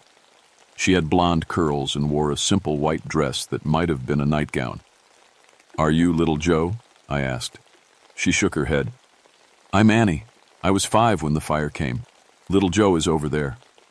She pointed to a small boy hiding behind the older children. My heart nearly stopped. Annie, my little sister's name. "We know about your sister," Annie said, reading my thoughts. "She's not here with us. She went to the light like she was supposed to. But we couldn't go." "Why not?" "Because we were so scared, and there were no grown-ups to help us. The fire came at night, and the lady who took care of us ran away first. We tried to get out the windows, but they were too high. We held hands so we wouldn't be alone, but the smoke came and we couldn't breathe, and then—" She didn't finish, but I understood. 47 children had died alone and terrified, abandoned by the adults who were supposed to protect them. "We've been waiting," said Thomas, the 9-year-old I'd seen by my campfire. "Waiting for a grown-up who really cares about children, someone who would help us." "How can I help you?" "We're so lonely," Annie said. "We just want friends to play with. The living children are warm and happy. When they're with us, we remember what it felt like to be alive." Officer Martinez was backing away slowly. "Bobby, we need to leave, now." But I was beginning to understand the horrible truth. "You're taking the living children to keep you company." "We don't mean to hurt them," Annie said, tears in her ghostly eyes. "We just want them to stay and play. But they get cold so fast, and then they can't play anymore." They didn't understand. 47 children who had died over a century ago, still thinking like the scared kids they'd been. They didn't realize that taking living children into cold caves could kill them. "Marcus got too cold," I said. "You almost hurt him." "We tried to keep him warm," little Joe said in a tiny voice. "But we don't have warm anymore. We forgot how." That's when I heard a scream from the direction of the campsite. Sarah Kim. I ran through the trees with Martinez right behind me, leaving the ghost children in their circle. We found the Kim family frantically searching around their car. "Sarah's gone," Mrs. Kim cried. "She was sleeping in the back seat, and when we checked on her, she wasn't there." I looked around desperately. In the dirt by the car, I could see those small footprints again, leading toward the cliff. "The cave," I told Martinez. "They took her to the cave where we found Marcus." We rappelled down the cliff face as fast as we could. The narrow cave entrance was even tighter in the dark, but I squeezed through, my heart pounding. The chamber was colder than before, so cold I could see my breath in thick clouds. Sarah was huddled in the corner where we'd found Marcus. But she wasn't moving. I rushed to her and felt for a pulse. She was alive, but barely breathing, her skin ice cold. Hypothermia was setting in fast. Sarah, wake up." Her eyes fluttered open. "Ranger Bobby, the children said you would come. They said you understand about taking care of kids. All around us in the cave, I could sense them, the ghost children, watching us with their sad, desperate eyes. They were invisible now, but I felt their presence like a weight on my chest. "They're here, aren't they?" Sarah whispered. "Yes." "They're so sad. They just want someone to take care of them. They've been alone for so long." I wrapped Sarah in my jacket and picked her up. She was so cold, so small. Like Annie, like my sister Sarah, who drowned when I couldn't save her. "I know," I told the invisible children. "I know you're scared and lonely, but you can't keep taking living children. You'll hurt them." The temperature in the cave dropped even more. Frost began forming on the walls. "We don't want to hurt them," came Annie's voice, sad and echoing. "We just don't want to be alone anymore. The grown-ups left us before. They always leave." "I won't leave you," I said, even though saying it terrified me. "But you have to let Sarah go first. You have to let all the living children stay with their families." "Will you stay instead?" Annie asked. "Will you take care of us like a real grown-up should?" I looked down at Sarah, unconscious in my arms. I thought about Marcus, nearly frozen to death. I thought about Emma and all the other children who might come camping at Raven Rock. And I thought about my sister, who drowned while I was supposed to be watching her. "If I stay, will you promise never to take another living child?" "Yes," came voices from all around the cave. 47 scared children, agreeing in whispers. "Yes, we promise." "Bobby, no." Martinez's voice came from the cave entrance. "Don't do this." But I was already making my choice. I handed Sarah to Martinez. "Get her to the hospital. Radio for backup. Don't let anyone else come down here." "What about you?" I looked around the cold cave where 47 children had been waiting for over a century for an adult who wouldn't abandon them. "I'm staying. Someone needs to take care of them." As Martinez carried Sarah away, I felt them materializing around me. Dozens of ghost children, some burned, some whole, all looking at me with hope in their dead eyes. "You really won't leave us?" Annie asked. "I really won't leave you." For the first time in over 100 years, the ghost children of Raven Rock smiled. But as the cave grew colder and darker around me, I wondered if I'd just made the worst mistake of my life. The cold hit me like a wall, but I forced myself to stay calm. 47 ghost children surrounded me in the cave, and I could see them clearly now, their faces eager and hopeful, but still marked by the terror of their deaths. "What do we do now?" asked Thomas. I sat down on the cave floor and tried to think like a youth coordinator, not a terrified adult. These were still children, even if they were dead. They needed what all children need: security, attention, and someone who cares. "Well," I said, "when I work with living children, we start with introductions. I know some of your names, but I'd like to meet everyone." For the next hour, they told me their names and ages. Mary Sullivan, 7. Thomas Mitchell, 9. Little Joe Carter, 4. 47 children who had lived and died in a place that was supposed to keep them safe. As they talked, I noticed something important. The cave was still cold, but it wasn't getting colder. My breath was visible, but I wasn't freezing to death like Sarah and Marcus had. "Why isn't the cold hurting me like it hurt them?" I asked. Annie tilted her head thoughtfully. "Because you chose to stay. The cold comes when we try to keep children who want to leave. But you want to be here." That gave me an idea. "What if," I said carefully, "there was a way for you to have friends without bringing them down to this cave? What if children could visit you but still go home to their families?" The ghost children looked confused. "I don't understand," said little Joe. "Let me tell you about my job," I said. "I teach children about history and nature. What if I brought school groups here, not to this cave, but to the ruins of your home? What if I told them your story so people would remember you?" "But we want to play with them," Mary said. "You could. During the day when it's warm and safe. You could show them games from when you were alive. You could be their teachers about history. I pulled out my radio. It still worked, even in the cave. Martinez, are you there? Bobby, are you okay? I'm fine. Is Sarah at the hospital? Yes, she's warming up. The doctors say she'll be okay. Bobby, we have search and rescue teams preparing to come get you. Tell them to wait. I'm working something out. I looked at the ghost children. Would you like to meet Sarah and Marcus and Emma again? Not to take them, but to be friends? They nodded eagerly. Then we need to go back to the surface. But you have to promise. No more taking children to cold places. No more trying to keep them forever. But what if they leave and never come back? Annie asked, the old fear creeping into her voice. I'll make sure they come back. That's my job. I bring children to the forest to learn.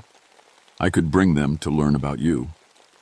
Slowly, the ghost children began to fade, but their voices remained clear. Will you really bring children to visit us? Thomas asked. I promise. And you'll tell them our names? Every single one. And you won't leave and never come back? I thought about my sister Sarah and how I'd spent my whole life trying to save children because I couldn't save her. Maybe this was why. So I could save these 47 kids, even if it was a century too late. I'll come back every week, I promised. I'll make sure you're never forgotten again. The cave suddenly felt warmer. A soft light filled the space, not from my flashlight, but from somewhere else. Look, whispered little Joe. At the far end of the cave, a doorway of golden light had appeared. Through it, I could see figures waiting, adults in old-fashioned clothes reaching out with gentle hands. The grown-ups who were supposed to take care of us, Annie said in wonder. They came back. One by one, the ghost children walked toward the light. Some turned back to wave at me. Thank you, Annie said. Thank you for not leaving us. As the last child disappeared into the light, the cave became just a cave again, cold stone and darkness. But I wasn't alone. Martinez's voice came from the entrance. Bobby! The temperature just shot up 30 degrees out here. What happened? I climbed out of the cave and found a warm October night waiting for me. Stars shone overhead, and the forest felt peaceful for the first time since I'd arrived at Raven Rock. I helped some kids find their way home, I told Martinez. 3 months later, I stood at the ruins of the old children's home with a group of fourth graders from the local elementary school. We'd built a memorial there, a stone circle with 47 small plaques, each bearing a child's name. This is where Mary and Thomas and little Joe lived, I told the students. They were just like you. They liked to play games and tell stories and laugh with their friends. What happened to them? Asked a girl named Emma, not the Emma Henderson, but another little girl with the same curious eyes. There was a fire, and they died. But they want children today to know their names and remember that they lived here once. As we talked about history and fire safety and taking care of each other, I felt them. Not scary or cold anymore, just present. The ghost children of Raven Rock, finally at peace, but still watching over the place they'd once called home. That night, alone at my campsite, I radioed my ex-wife in Richmond. Linda, it's Bobby. I was wondering, could Annie come camping with me next weekend? I have some stories I'd like to tell her. The wailing children of Raven Rock were silent now. But sometimes on warm October evenings, visitors to the memorial report hearing the sound of children laughing a PUD and playing in the distance. And every week, Ranger Bobby Hollister keeps his promise, bringing new groups of children to learn about the past and remember those who came before. Some promises, I learned, are worth a lifetime to keep.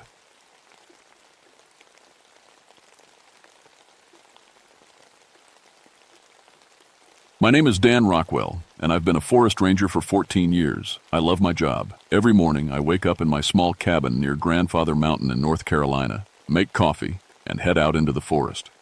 It's quiet here, peaceful. The trees are old, some over 400 years, and they've seen a lot of history. I wasn't always a ranger. I used to be a teacher at a university, studying how trees talk to each other. Yes, trees actually do talk, but not like people think. They send chemical signals through their roots in the air. When one tree gets sick, it warns the others. When bugs attack, they call for help. It's all science, no magic, no ghosts. My wife Sarah used to laugh when I'd explain this to our twin boys, Jake and Sam. "Dad's talking to trees again," she'd say, smiling. But Sarah died 3 years ago in a car accident. The boys are 16 now, and they spend weekends with me here in the forest. Being around the trees helps us all feel better somehow.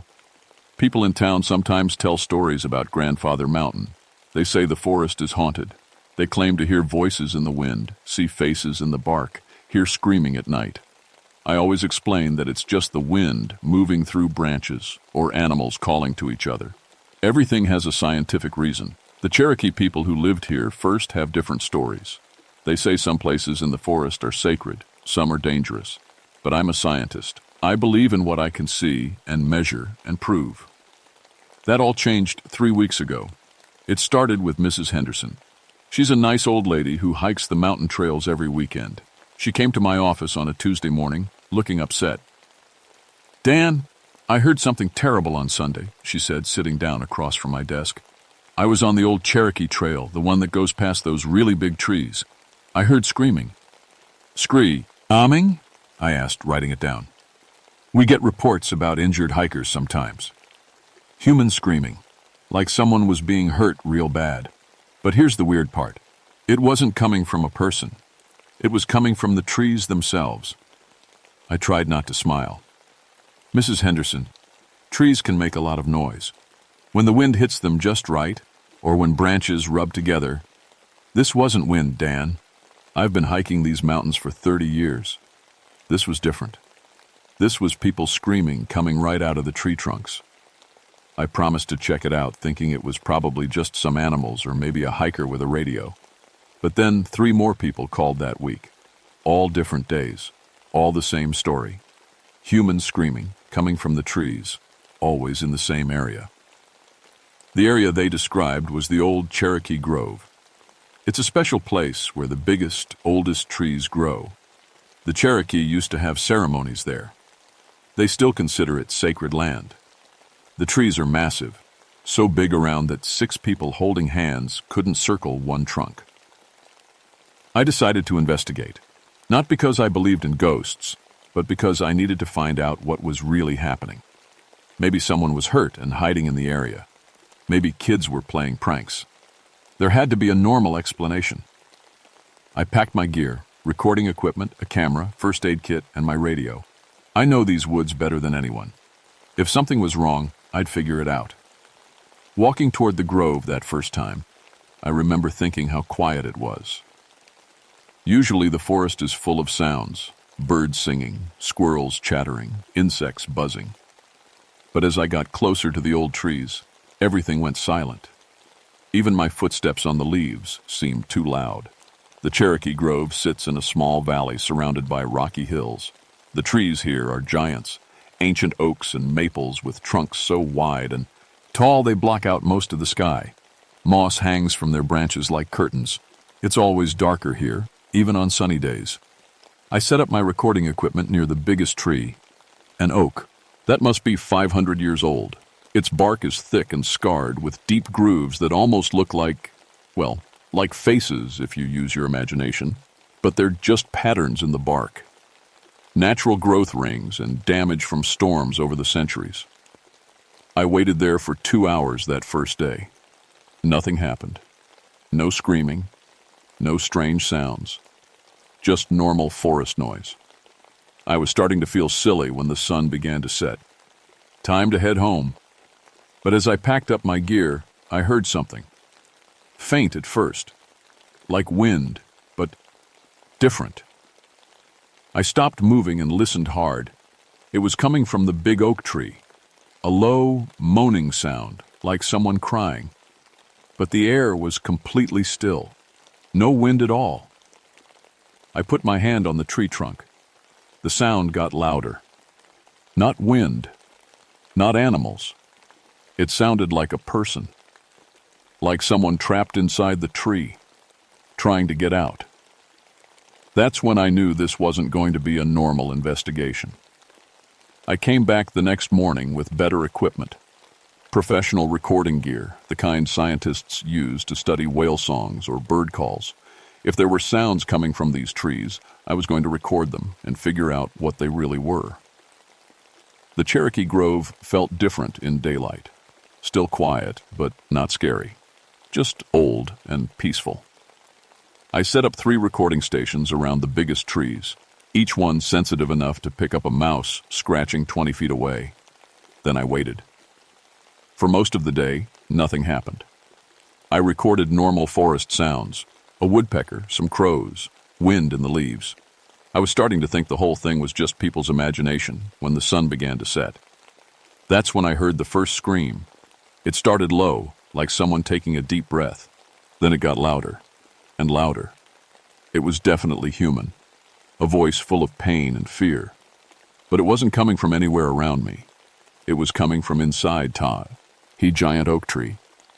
I grabbed my headphones and listened to the live recording. The sound was clear, real. Definitely a human voice screaming in what sounded like a different language. But the voice was too loud, too deep. Like someone had taken a normal scream and made it echo through a cave. The scream lasted almost a full minute, then faded away. My hands were shaking as I checked the equipment. Everything was working perfectly. The sound was real. Then another tree started screaming. This one was a maple about 50 feet away. Same type of sound, human but wrong somehow. Too big, too deep, and definitely coming from inside the tree trunk, not from any person hiding nearby. I walked around both trees looking for speakers or any kind of trick. Nothing. Just old bark and moss. When I pressed my ear against the oak trunk, I could feel vibrations like the tree itself was making the sound. A third tree joined in, then a fourth. Within minutes, the whole grove was filled with screaming. Different voices, different languages, but all human, all in terrible pain. I ran. I'm not proud of that, but I ran. I grabbed my gear and got out of there as fast as I could. The screaming followed me halfway up the hill before it finally stopped. Back at my cabin, I played the recordings over and over. The sounds were impossible. Trees don't have vocal cords. They don't have lungs. They can't scream like people. But the evidence was right there on my computer. I called my friend Marcus, who studies forest biology at the university. I sent him the audio files without telling him where they came from. He called back an hour later. Dan, where did you get these recordings? What do you think they are? They sound human, but the frequency analysis is all wrong. The vocal range is too wide. No person could make sounds this deep and this high at the same time. And the volume, this would have to be someone with lungs the size of a car. Could it be animals? Maybe bears or mountain lions? No way. I've heard every animal sound in North Carolina. This is human speech, but impossible human speech. That night I couldn't sleep. I kept thinking about those trees, about the Cherokee stories my grandmother used to tell me, about things that happened in these mountains long before I was born. The next morning, I decided to do some research. I drove to the local library and asked to see the old records about Grandfather Mountain. Historical documents, Cherokee stories, anything that might explain what I'd heard. What I found made my blood run cold. In 1763, a Cherokee family, a mother, father, and 3 children, came to the grove to sign a peace treaty with white settlers. They were supposed to be protected, safe. Instead, they were murdered, shot down while they stood next to the big oak tree. According to the Cherokee oral history, the family's blood soaked into the roots of the ancient trees. The Cherokee believed that when someone dies violently in a sacred place, their spirit can become trapped there, bound to the earth, unable to move on. The document was old and hard to read, but one line was clear. The trees that drank their blood now cry with their voices. I told myself it was just a story, just old superstition. But I couldn't stop thinking about those recordings, about voices crying out in pain, trapped in the wood. I had to go back. This time, I brought camping gear. If the trees only made sounds at night, I needed to be there at night. I also brought a Cherokee translation app on my phone. If the voices were really speaking Cherokee, maybe I could understand what they were saying. I set up camp just outside the grove as the sun went down. The forest was quiet again, like it was holding its breath. I had my recording equipment ready, my camera charged, and my notebook out. Whatever happened, I was going to document everything. The first scream started at exactly 2:17 a.m. This time I was ready. I held up my phone. Trying to translate the words. Some of it was too distorted, but I caught pieces. Help us. Can't leave. Trapped. More trees joined in. The whole grove was alive with voices now, all speaking Cherokee, all begging for help. I walked closer to the big oak, the one where the family had died. That's when I saw something that made me drop my phone. The bark was moving, not like wind was blowing it. The deep grooves in the bark were shifting, changing shape, and for just a moment I could swear I saw faces. Human faces, twisted in pain, trying to push through from inside the tree. The screaming got louder, more desperate. And then I heard something that made my heart stop. One of the voices was speaking English. "Help us," it said, clear as day. "Please, we can't get out." I backed away from the tree, but the voice followed me. "You can hear us. You're the first one who can hear us clearly. Please, we've been trapped here so long." I wanted to run again, but something kept me there. The voice sounded so sad, so hopeless, like someone who had been calling for help for hundreds of years and never been answered. "What do you want?" I whispered. "Freedom," the voice said. "Justice. The man who killed us. His family. They need to know what he did." I realized I was talking to the ghost of someone who died over 200 years ago, and somehow that ghost was living inside a tree. I didn't sleep for the next 3 days. Every time I closed my eyes, I heard those voices. I kept thinking about what the spirit had told me about justice, about the killer's family. I tried to research the murder, but the records from 1763 were incomplete. All I could find was that a settler named William Hartwell had been involved, but he disappeared right after the killings. I decided I needed help, real help from someone who understood Cherokee culture. I called the Cherokee Nation offices and explained that I was researching historical events at Grandfather Mountain. They connected me with an elder named Joseph Running Bear. Joseph was in his 70s, with gray hair and kind eyes. But when I told him about the Cherokee Grove and what I'd been hearing, his face went very serious. "You shouldn't go back there alone," he said. "Those trees, we've known about them for generations. They're not just trees anymore." "What do you mean?" "When someone dies violently on sacred ground, their spirit can bind with the earth itself. The trees absorbed their blood, their pain, their anger. They became living prisons." Joseph agreed to come with me to the grove, but only during daylight. "The spirits are stronger at night," he explained. "During the day, we might be able to communicate safely." We hiked to the grove together the next afternoon. Joseph brought sage for smudging and tobacco for offerings. As soon as we entered the circle of ancient trees, he stopped walking. "They know we're here," he said quietly. He was right. I could feel it too, a sense of being watched.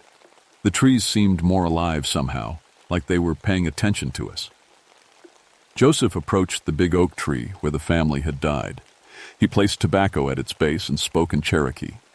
I couldn't understand the words, but the tone was respectful, like he was asking permission. Almost immediately we heard a response. Not screaming this time, but voices talking quietly in Cherokee. Joseph listened carefully, sometimes asking questions. The conversation went on for almost an hour. Finally, he turned to me with a troubled expression. "They've been waiting for someone like you, someone who could hear them and help them. The family's spirits are trapped here because they never received justice. Their killer went unpunished, and now his descendants live nearby, not knowing what their ancestor did." "What descendants?" "The Hartwell family. They still live in these mountains. The spirits want them to know the truth." I knew the Hartwells. Tom Hartwell owned a hardware store in town. Nice G. We went to my church. His kids played Little League with my boys. The idea that his ancestor was a murderer seemed impossible, but that night, the trees made it clear they wouldn't wait much longer. I was back at my cabin trying to sleep when I heard them. The screaming was louder than ever, and it was coming from right outside my windows. I looked out and saw something that made my heart race. Tree branches were pressed against the glass, but not just touching it. They were moving against it deliberately, like fingers tapping. The branches weren't supposed to be able to reach my cabin. The nearest trees were 50 feet away. I grabbed a flashlight and went outside. The branches pulled back as soon as I opened the door, but I could see them clearly in the beam of light. They had grown. Somehow, impossibly, the trees had extended their branches all the way to my house. Dan. The voice came from the darkness beyond my porch light. I couldn't see which tree was speaking, but it was the same voice I'd heard in the grove. We're running out of time. What do you mean? Our connection to this world is fading. Soon, we'll be trapped in silence forever. You have to help us now. How? Bring the Hartwell family to the grove. Let them hear the truth. I wanted to argue, to say it wasn't fair to blame someone for their ancestors' crimes. But then I heard something else. Crying. The sound of children weeping. The Cherokee children who had been murdered in the grove. Okay, I said. I'll try. The branches withdrew, sliding back through the darkness to their original trees. But I knew they'd be watching me, waiting to see if I kept my promise. The next morning I went to Tom Hartwell's hardware store. I'd known Tom for years, but I'd never noticed how much he looked like the old portrait of William Hartwell I'd found in the historical records. Same nose, same chin, same gray eyes. Tom, I need to ask you something strange, I said. Do you know anything about your family history from the 1700s? Tom looked puzzled. A little. My family's been in these mountains for generations. Why? I'm doing some research about historical events in the area. I think your ancestor William might have been involved in something important. William Hartwell? Yeah, he was one of the first settlers here. Family legend says he disappeared one day and never came back. Why? I took a deep breath. I think he might have been involved in some violence against the Cherokee. I've found some evidence and, well, this might sound crazy, but I think the Cherokee spirits are still here, still trying to tell their story. Tom stared at me like I'd lost my mind. Dan, are you feeling okay? You're talking about ghosts. I know how it sounds, but I have recordings, evidence, and I think they want to talk to your family. Tom shook his head. Even if this is real, which I doubt, why would my family be responsible for something that happened 260 years ago? Because they've never received justice, never had their story told. They just want someone to know what really happened. I spent an hour showing Tom my recordings, my research, everything I'd discovered. He listened, but I could tell he didn't believe me. Not really. Look, Dan, if it'll make you feel better, I'll come take a look at this grove. But I'm not bringing my wife and kids to some supposedly haunted forest. Fair enough. How about tonight? The spirits are most active after dark. Tom agreed, mostly to humor me, I think. But as we shook hands, I noticed something. His skin was cold, and for just a moment, his eyes looked different. Older, like someone else was looking out through them. That night, everything went wrong. Tom met me at the trailhead just after sunset. He'd brought a flashlight and a skeptical attitude, but he seemed nervous despite his doubts. I still think this is crazy, he said as we hiked toward the grove. But my wife says I should listen to you. She says you are usually pretty level-headed.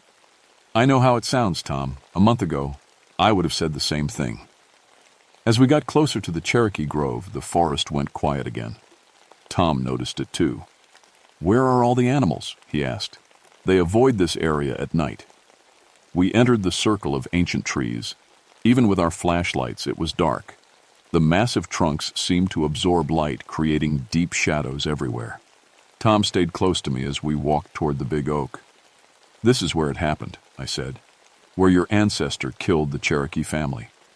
You don't know that for sure, Tom said, but his voice was shaky. That's when the screaming started. It was louder than I'd ever heard it before, coming from every tree at once. Tom dropped his flashlight and grabbed my arm. What the hell is that? The Cherokee family. They want to tell you what happened. The screaming faded, replaced by voices speaking in Cherokee. Tom was breathing hard, looking around wildly for the source of the sounds. It's coming from the trees, he whispered. The sound is actually coming from inside the trees.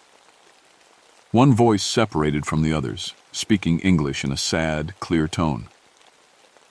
William Hartwell came to us with promises of peace.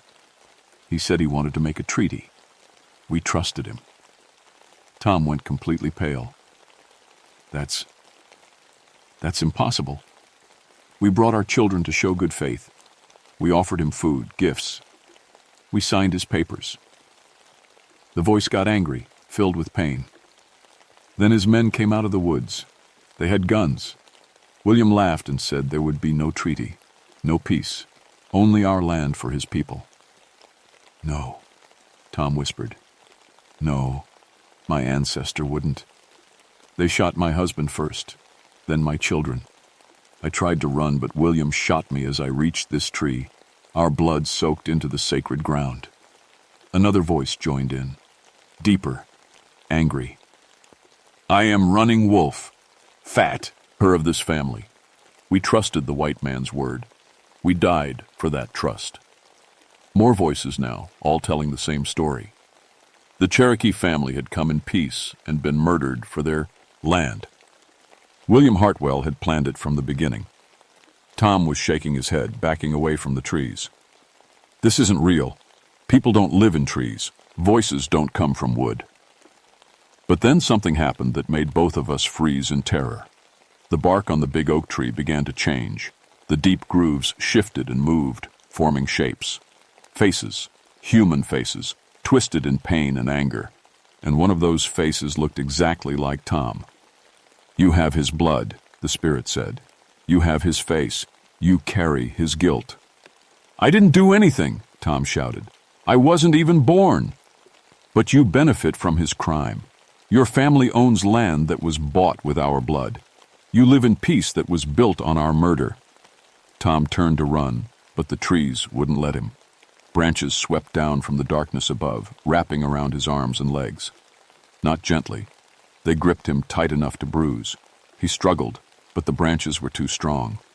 Let him go, I shouted, grabbing one of the branches. It felt warm, like human skin, and I could feel a pulse running through it. He must hear all of it, the spirit said. He must know what his family owes. More branches reached for me, but I dodged them. This isn't justice. He's not responsible for what happened. His family has lived on stolen land for generations. They've profited from our deaths. Someone must answer. That's when I understood. The spirits weren't just angry about the murder.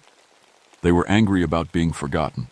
About 260 years of silence while the Hartwell family prospered on land taken through violence. Tom was crying now, still trapped in the tree's grip. I'm sorry, he said. I'm sorry for what my ancestor did, but please let me go. I have kids. So did we, the spirits replied. The branches tightened, and I heard Tom's arm crack. He screamed in pain.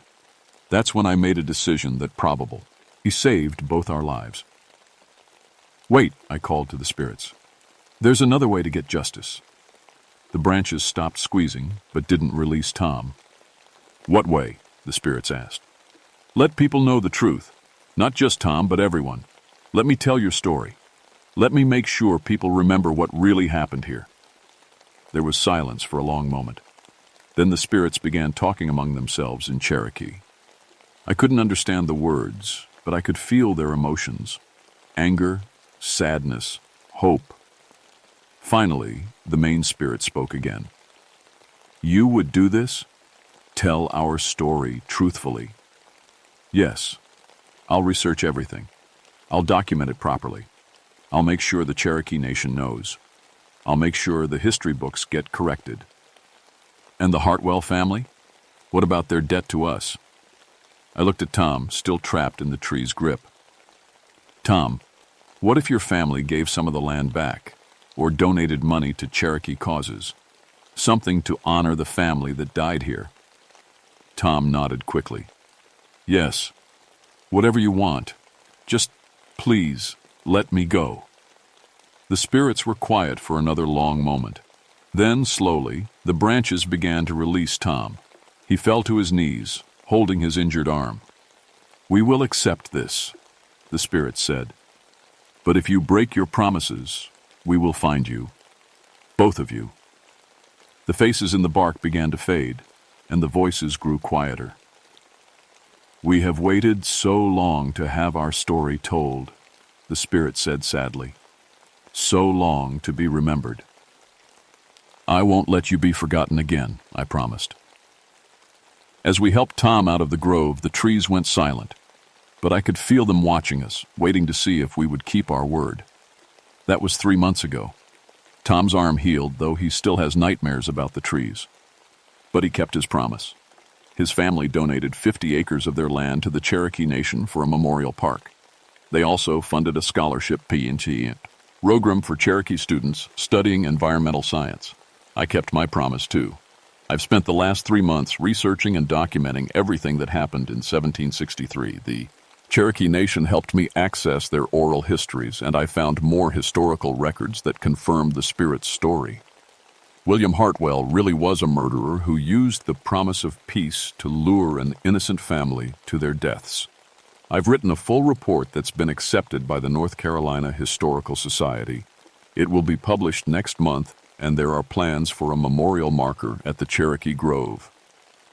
The Cherokee Nation is also creating educational materials to make sure this story is taught in local schools. The trees have been quiet since that night. Sometimes, when I visit the grove during the day, I think I can feel the spirits there, but they seem peaceful now. Resting. My boys, Jake and Sam, know the whole story. At first, they thought I was crazy, but when I played them the recordings, they believed me. They've even volunteered to help maintain the memorial when it's built. Dad, Sam asked me last week, do you think Mom is watching over us like those Cherokee spirits were watching over the grove? It's a good question. I used to think death was just the end, that people don't stick around as ghosts or spirits. But after what I experienced in those trees, I'm not so sure. Maybe love and pain and injustice really can bind a spirit to a place. Maybe death isn't always the end. I still work as a forest ranger. I still believe in science and natural explanations for most things.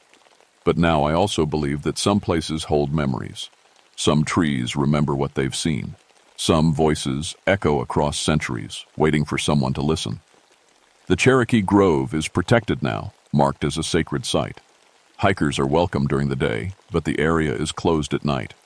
Not because of any official ghost policy, but because the Cherokee Nation requested it, and I agreed. Sometimes, on very quiet nights when the wind is still, I think I can hear faint voices drifting down from the mountain. Not screaming anymore, not crying, just talking quietly among themselves, the way a family might talk around a dinner table. I like to think they're at peace now, that their story is finally being told, their lives finally being remembered. But I also know that there are other old places in these mountains, other trees that have seen violence and injustice, other voices that might be waiting for someone to listen. And if they call to me, I'll answer, because some stories are too important to stay buried, and some voices are too precious to let fade into silence.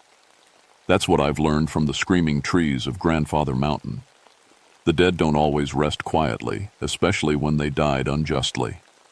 But they're not monsters. They're not evil. They're just people who want their stories remembered, their lives honored, their pain acknowledged.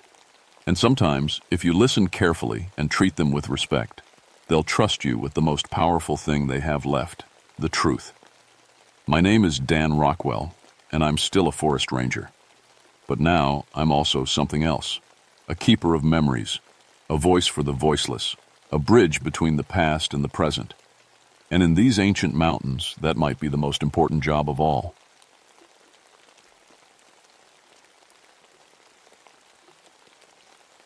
My name is Catherine Moonrunner, but everyone calls me Kate. I've been a park ranger for 7 years now, and I thought I'd seen everything these mountains could throw at me. Bears, lost hikers, drug runners, None of that prepared me for what happened at Stone Mountain last winter. I'm not like the other rangers. My mom was Cherokee, my dad Irish, and I spent years in college studying our people's history. Got my PhD in anthropology before I ever put on a ranger uniform. The other guys think I'm weird for caring so much about old rocks with pictures carved on them, but those petroglyphs tell stories. They're not just scratches in stone. They're pieces of my grandmother's world that I never got to know. Stone Mountain sits at 4,100 feet in the George Washington National Forest. Most visitors stick to the main trails, but I spend my time up at the petroglyph site. It's a sacred place, was sacred long before white folks started mapping these hills. The Cherokee called it the dancing ground, where warriors would perform shadow ceremonies to protect the tribe. I always figured the old stories were just that, stories. Cultural memory passed down through generations, getting mixed up with myth along the way. That's what they taught us in graduate school. Study the symbols, understand their cultural meaning, but don't get caught up believing the magic was real. My grandmother died when I was 12, before she could teach me the old ways. I came to work at Stone Mountain partly to feel closer to her, to learn what I'd lost. The petroglyphs were my textbook, and I was a very serious student. Every morning, I'd hike up to the site to check for damage. Vandalism is a real problem. Tourists carving their initials over 1,000-year-old artwork, or worse. I'd gotten into the habit of photographing the main panel every day, keeping a record for the Smithsonian. They were fundy, my research on Cherokee ceremonial sites. It was December when things started getting strange.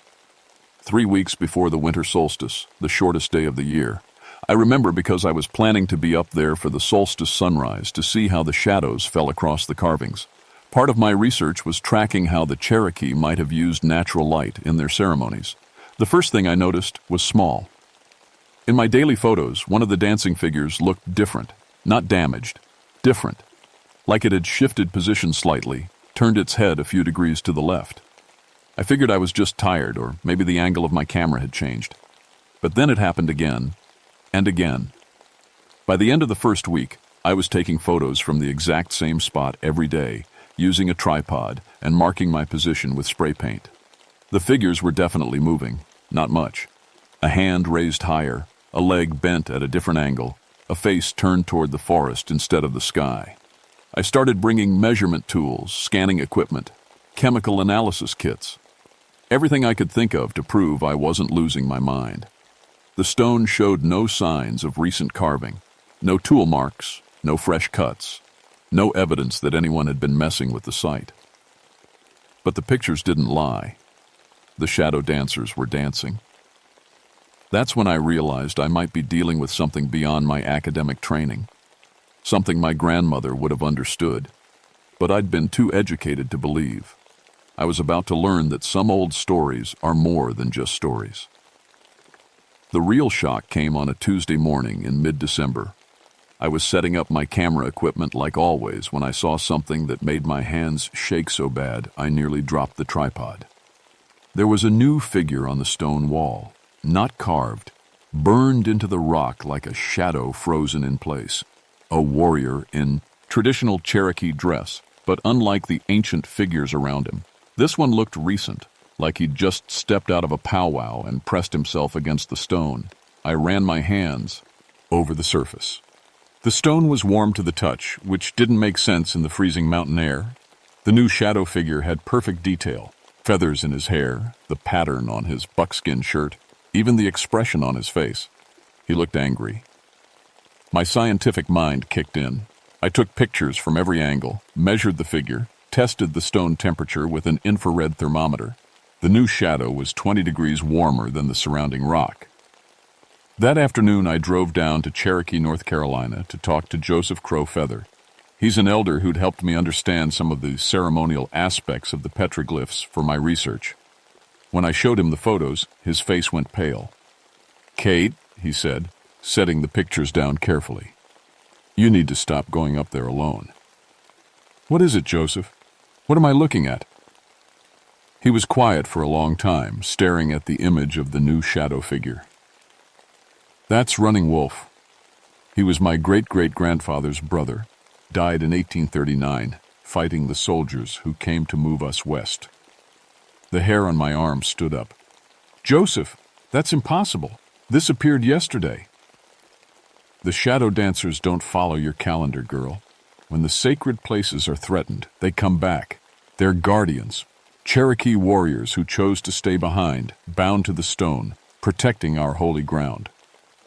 I wanted to argue, to explain about pareidolia and how people see faces in clouds and rock formations.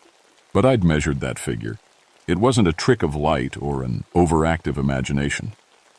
"Threatened by what?" I asked. Joseph pointed to a letter on his kitchen table. "Construction permit. Some company wants to build a tourist viewing platform right next to your petroglyphs. Concrete and steel, right on top of the old burial ground." My stomach dropped. I'd heard rumors about development plans, but nothing official. "When?" "Well, work starts after New Year, unless someone stops it." That night, I stayed up reading everything I could find about Cherokee shadow ceremonies. Most of it was academic speculation, but a few sources mentioned warriors who volunteered to become eternal guardians of sacred sites. They would dance at the moment of their death, binding their spirits to the stone through shadow and blood. I didn't sleep much. The next morning I was back at Stone Mountain before sunrise. I needed to see the site in the early light to understand what was happening before more changes occurred. I set up my equipment and waited for dawn. As the sun crested the ridge, it cast long shadows across the petroglyph panel.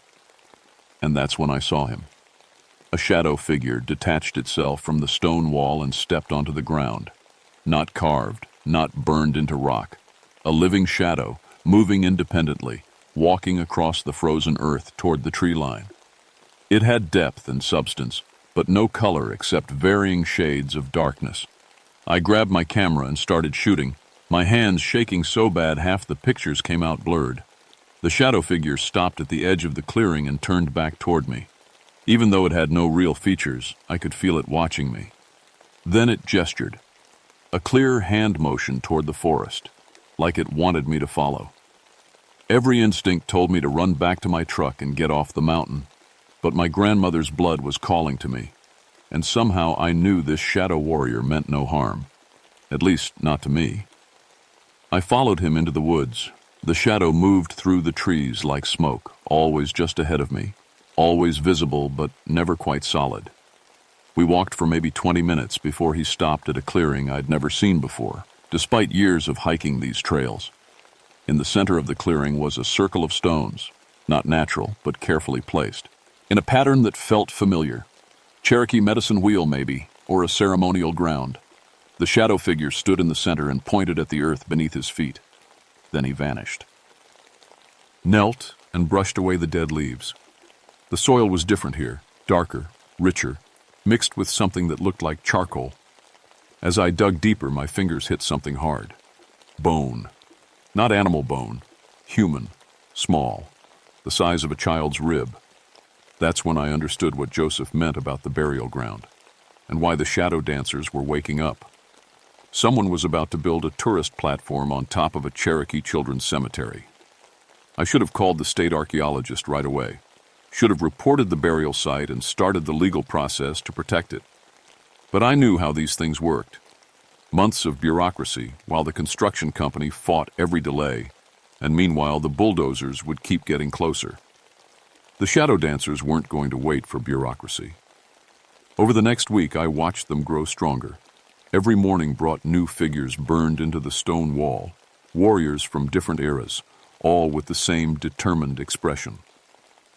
The panel was becoming crowded with guardians, and they were no longer content to stay on the rock. I started seeing them during the day, not just at sunrise anymore, but whenever shadows fell across the site.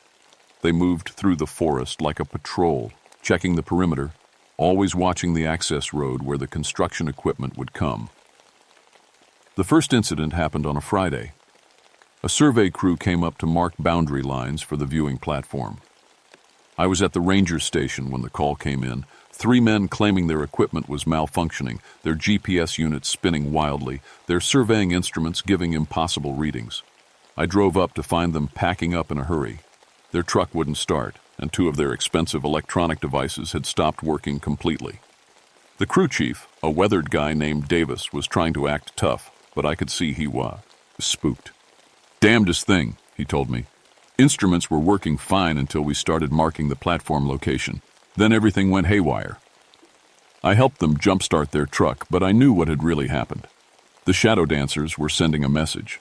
That weekend, I camped at the site. I needed to understand what I was dealing with, and nighttime seemed to be when they were most active. I set up my tent in the clearing where I'd found the burial ground, figuring if they wanted to communicate, that would be the place. I was right. Around midnight, the temperature dropped suddenly. Not normal cold, a bone-deep chill that made my breath fog even inside my sleeping bag. When I unzipped my tent, the forest was full of shadows moving between the trees. Dozens of them. Warriors from across centuries of Cherokee history, all drawn to this sacred place to defend it. Some carried bows, others war clubs. A few had rifles from more recent times. All of them moved with purpose, circling the perimeter like sentries. One approached my tent, the same figure I'd followed into the woods days earlier.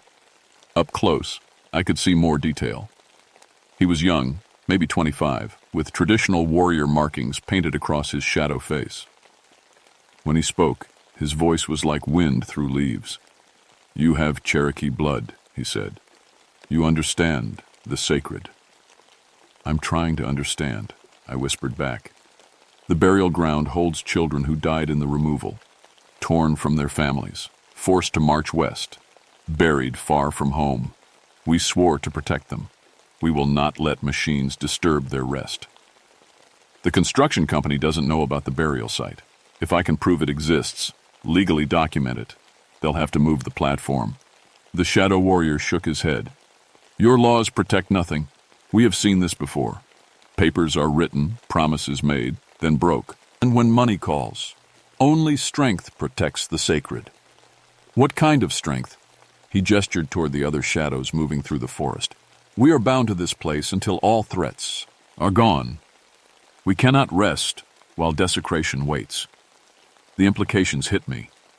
These weren't just historical spirits putting on a show. They were active guardians with the power to influence the physical world, and they had no intention of letting construction proceed. "What will you do to stop it?" "Whatever is necessary." The next Monday, the construction crew arrived for preliminary site preparation. I was there early, officially to ensure they didn't damage the petroglyphs, but really to see what the shadow dancers would do.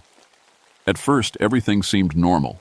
The crew chief, a big man named Morrison, had his workers setting up a temporary fence around the construction area. Standard procedure, nothing threatening to the burial site yet, but as the sun climbed higher and shadows began moving across the site, things went wrong fast. Tools started malfunctioning, chainsaws that wouldn't start, hammers with heads that came loose, measuring tapes that snapped for no reason. Morrison blamed it on the cold affecting the equipment, but I could see the shadow figures moving between the workers, touching tools with tendrils of darkness. By noon, 3 workers had suffered minor injuries. Nothing serious, but enough to shake their confidence. A ladder collapsed, a truck window cracked spontaneously, and Morrison's hard hat disappeared completely. "This place is cursed," one of the younger workers muttered as they loaded up their trucks. Morrison wasn't giving up that easy. "Equipment problems," he announced. "We'll be back tomorrow with backup tools." That night, I returned to the site to find the shadow dancers in full war council. They'd arranged themselves in a circle around the burial ground, and their leader, the warrior I'd been talking to, stood in the center. "They will return," he told me, "and we will be ready. Morrison's just doing his job. He doesn't know what this place means." Ignorance is not innocence. Those who would destroy the sacred for profit are enemies, whatever their excuses. I realized the situation was escalating beyond my control. The shadow dancers weren't going to stop at equipment failures. If Morrison brought his crew back, people were going to get hurt, and I was the only one who could prevent it. I didn't sleep that night. By morning, I'd made my decision. I had to try the legal route one more time before the shadow dancers took matters into their own hands. I called the state archaeologist, the tribal council, even the media. explained about the burial site, the historical significance, the need for emergency protection. Most of them wanted more documentation, more proof, more time than we had. Morrison's crew arrived at 8 a.m. with new equipment and extra workers. They'd decided to power through whatever equipment problems they'd faced before. I was waiting for them at the site entrance. "Morrison, I need you to stop work until we can get an archaeological survey done." He looked at me like I was crazy. "Lady, we've got permits. We're 3 weeks behind schedule already. Nothing's going to stop us from building this platform. There's a Native American burial ground directly under your construction site." "Show me the paperwork." I didn't have paperwork.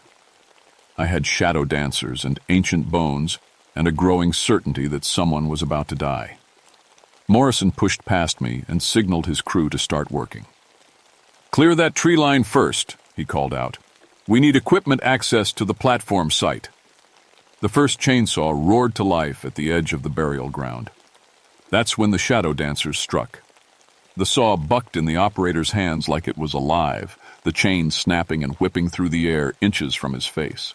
He dropped it and backed away, cursing. What the hell was that? Morrison grabbed the saw to check it himself. The moment his hands touched the handle, frost began spreading across the metal. In December mountain air, that shouldn't have been possible.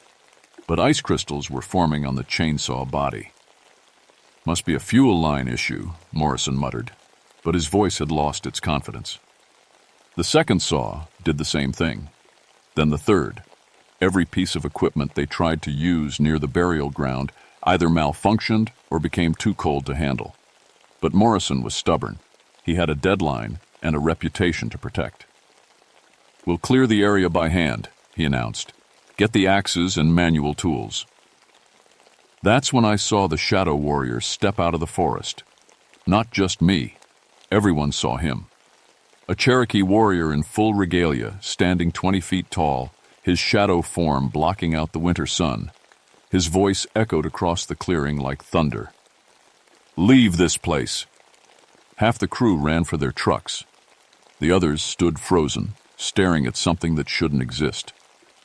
Morrison, to his credit, held his ground. "I don't know what kind of trick this is, but it's not stopping my work." He grabbed an axe and walked toward the burial ground. The shadow warrior raised his own weapon, a war club that seemed to absorb light itself. When he brought it down, not on Morrison, but on the ground between them, the earth cracked open in a perfect line. From that crack rose more shadows. Dozens of Cherokee warriors, all bearing the marks of violent death, all sworn to protect this sacred ground. They surrounded the construction crew in a circle of living darkness. Morrison dropped his axe. "What do you want?" The lead warrior looked at me. "Tell him." I stepped forward, my voice shaking. "This is a Cherokee burial ground. Children who died during the Trail of Tears are buried here. The warriors you're seeing are their guardians, spirits bound to protect this place." "That's impossible." "Look around you, Morrison. What would you call possible right now?" He looked at the shadow figures surrounding his crew, at the craton, ocked earth, at tools covered in impossible frost. "What happens if we leave? You find another location for your platform, somewhere that isn't sacred ground." "And if we don't?" The warrior stepped closer. When he spoke, ice formed on Morrison's breath. "Then you join the children in the earth." Morrison looked around at his terrified crew, at the shadows pressing closer, at the ground that had split open at a dead man's command. "Pack it up," he called out. "We're leaving." As the trucks pulled away, the shadow warrior turned to me. "You spoke for us to the living. That has meaning. What happens now? Now you must choose. The threats to this place will not end with one crew. Developers will return with new plans, new excuses. Legal protection is weak. The sacred needs stronger guardians. What are you asking? Join us. Become a shadow dancer yourself. Help us protect all the sacred sites that have no other defenders." I looked around at the other warriors, understanding for the first time what they were offering. Eternal life, but bound to this mountain, never able to leave.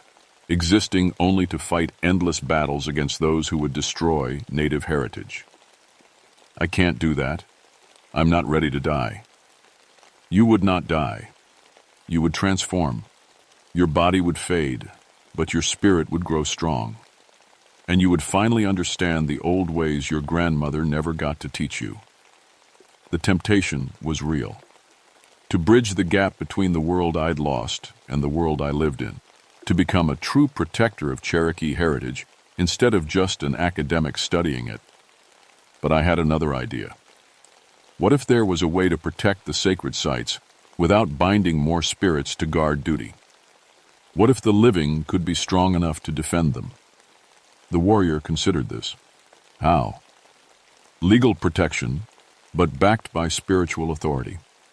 Teach me the old ways, not to become a shadow dancer, but to be a bridge between your world and mine. Help me understand the ceremonies, the sacred geography, the spiritual significance. With that knowledge, I can make the living world respect what you're protecting. For a long moment, the clearing was silent except for wind through the trees. Then the warrior nodded. We will teach you, but know this.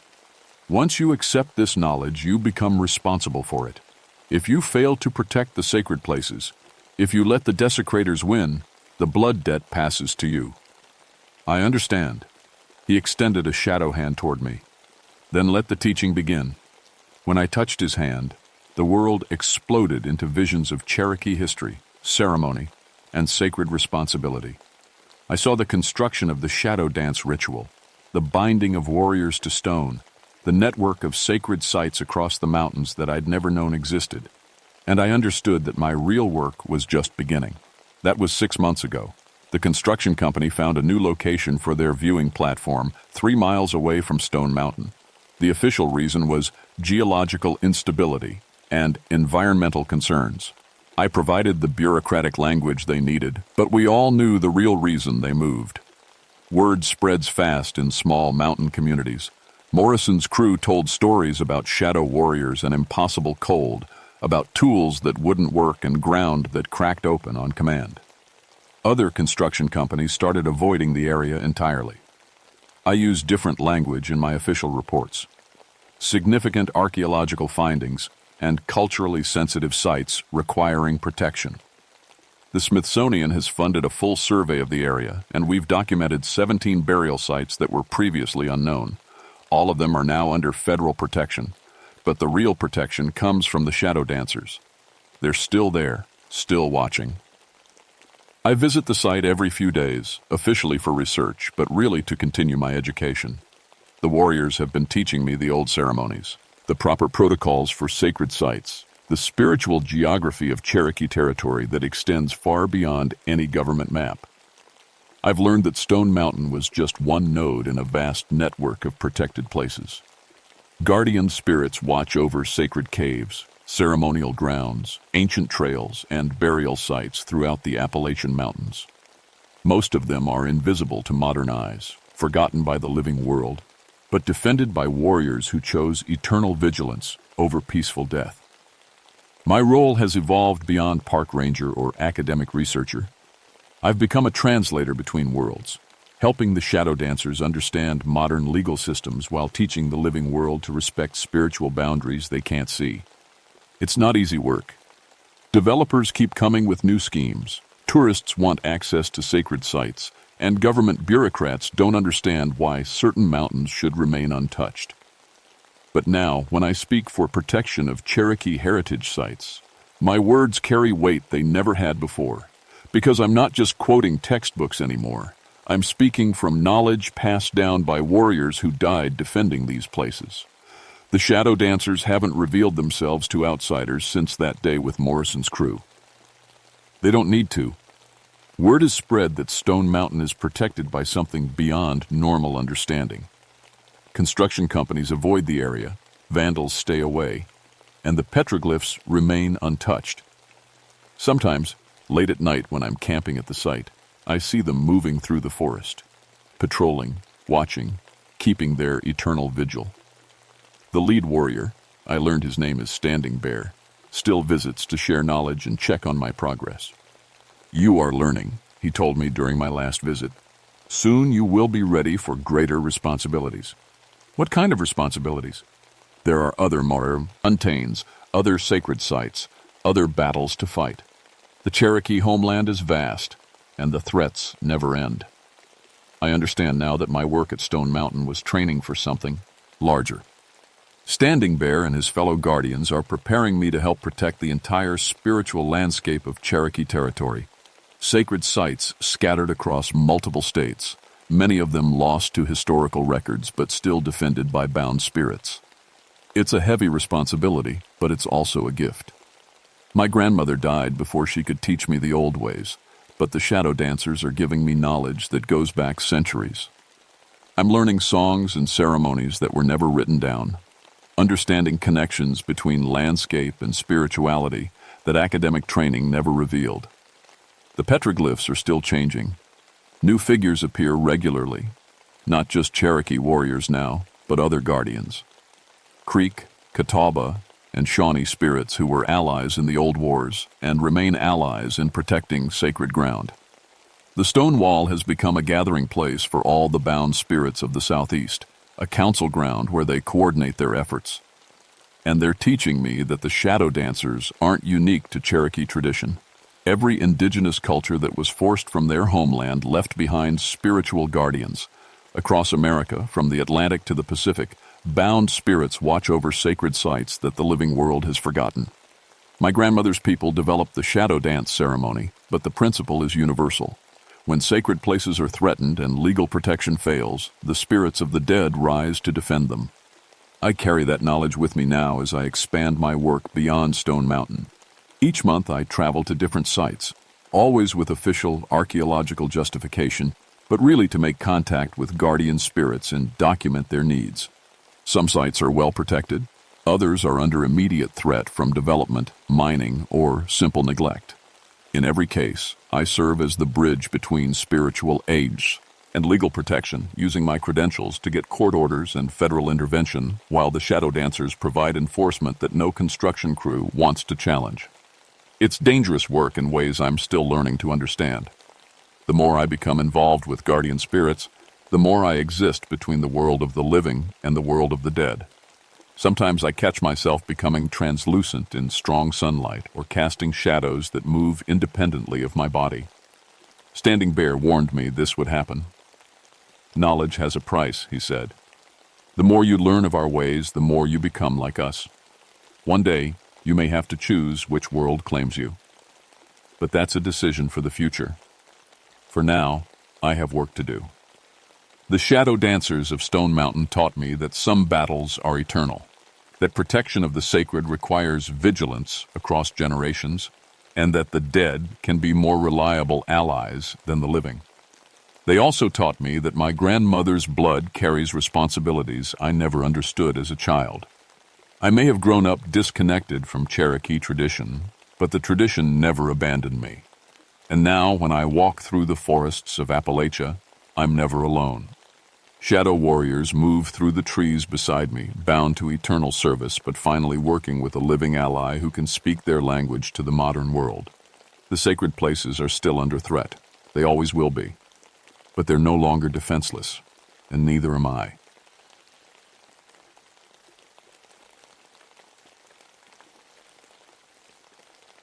My name is Edmund Brightwater, but everyone calls me Ed. I've been a ranger in the Cherokee National Forest for 18 years now, and I thought I'd seen everything these mountains could throw at me. I was wrong. It was late October 1958, and the fog had been rolling in thick for 3 days straight. Up here on Roan Mountain, at over 6,000 feet, the weather changes fast and hits hard. I'd been doing backcountry patrol, checking on the shelters along the Appalachian Trail before winter really set in. The radio crackled to life as I was heating coffee over my camp stove. "Ed, you there? We got another one." I picked up the handset. "Go ahead, base." Third hiker this week got lost on Roan, family of 4 from Georgia. They radioed in around noon saying they were following some lights, thought it was another hiking party ahead of them. Haven't heard from them since. I sighed and dumped my coffee on the fire. "Send me their last coordinates." "That's the weird part, Ed. GPS shows them walking in circles for 2 hours. Same spot, over and over." I've been in these mountains long enough to know that GPS can glitch, especially in heavy fog. But 3 times in 1 week? That was unusual. Still, I'm not one for wild theories. My time in Korea taught me to stick to facts and evidence. Mountain magic and Cherokee ghost stories might entertain the tourists, but they don't help find lost people. I packed my gear and headed toward their last known position. The fog was so thick I could barely see 10 feet ahead. My boots crunched through frost-covered leaves as I climbed the rocky trail. The forest felt different somehow. Too quiet. No bird calls, no rustling of small animals. Even the wind seemed to hold its breath. After an hour of hiking, I saw them. 4 figures huddled near a big oak tree, the father frantically trying to get his radio to work while his wife held her 2 young kids close. "Thank God," the man said when he saw me. "We've been lost for hours. We kept following these lights, thinking they were other hikers, but they just led us in circles." "What kind of lights?" I asked, checking them over for injuries. "Blue-white, like flashlights, but brighter. They moved real smooth, like they were floating. Whenever we got close, they'd move ahead, always just out of reach." The wife nodded. "They seemed to be leading us somewhere, but then we'd end up right back where we started. It was like the mountain was playing tricks on us." I guided them back to the main trail using my compass and years of experience. But their story stuck with me. 3 separate groups, all reporting the same thing: mysterious lights that led them in circles. That night, back at the ranger station, I pulled out the topographic maps and marked where each group had gotten lost. All 3 incidents happened in the same general area, near what the old Cherokee called sacred ground. Medicine woman territory, according to the local elder I'd talked to once about trail markers. My son Danny called that evening. He's 16 now, and we don't talk much since his mother died. The war messed me up pretty bad, and I wasn't the father I should have been when he was younger. "Dad, you sound tired," he said. "Just work stuff. How's school?" "Fine, I guess. Dad, you ever think about those stories Grandma used to tell? About the mountain spirits?" "Danny, you know I don't believe in that stuff." "I know, but sometimes when I'm up in these hills, I feel like something's watching. Something that wants to help, not hurt." After we hung up, I sat on my porch looking up at Roan Mountain. The fog was clearing, and I could see stars. For just a moment, I thought I saw a faint blue glow moving along the ridgeline, but when I looked again, it was gone. I've seen enough ryos, eel fire in Korea. I don't need to imagine magical lights in the mountains. But as I locked up the station and headed home, something made me look back one more time.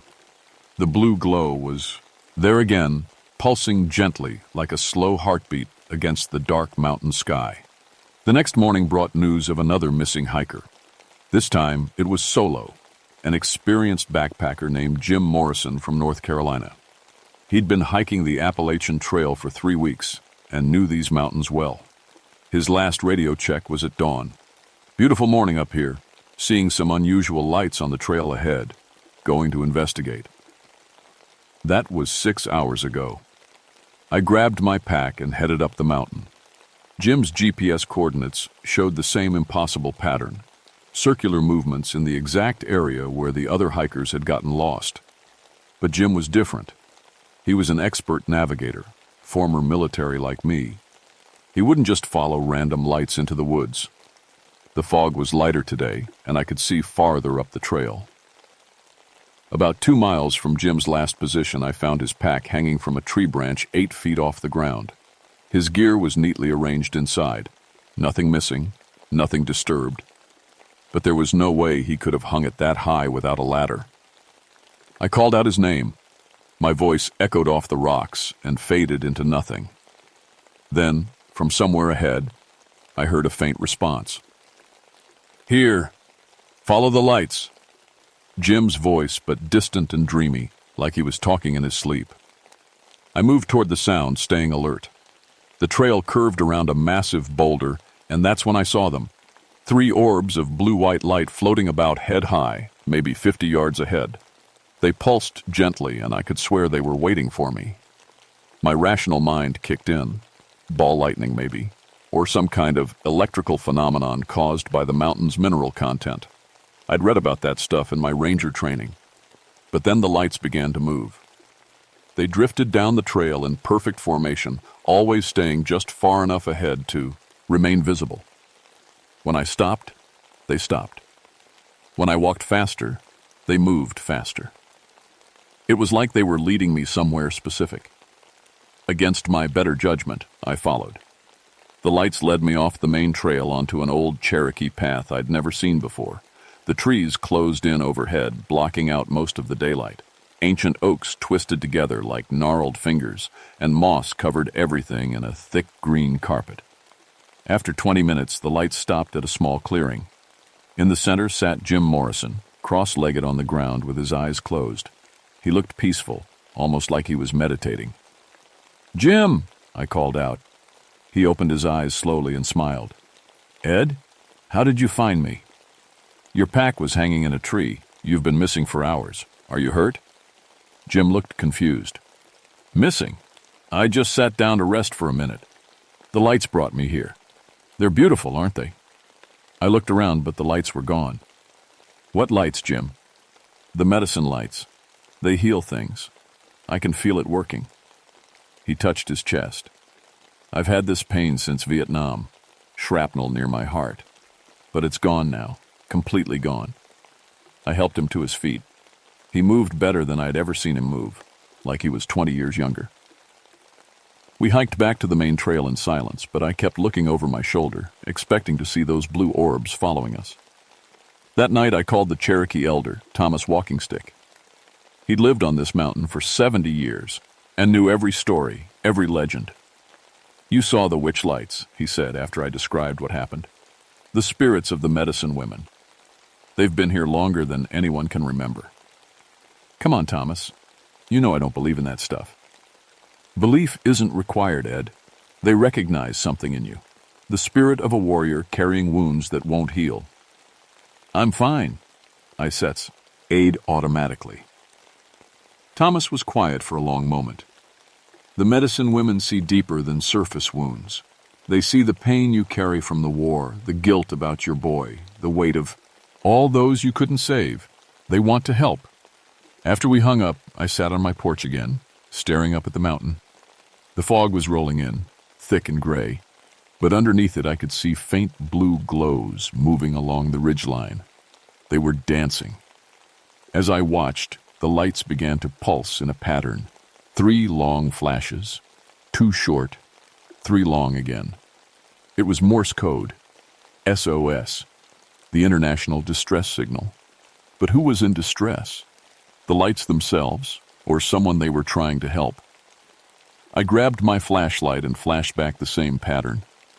The mountain lights immediately stopped their dance and pulsed once, bright and strong. They had been calling to me. And somehow, I had just answered back. Over the next week, the encounters became more frequent and more intense.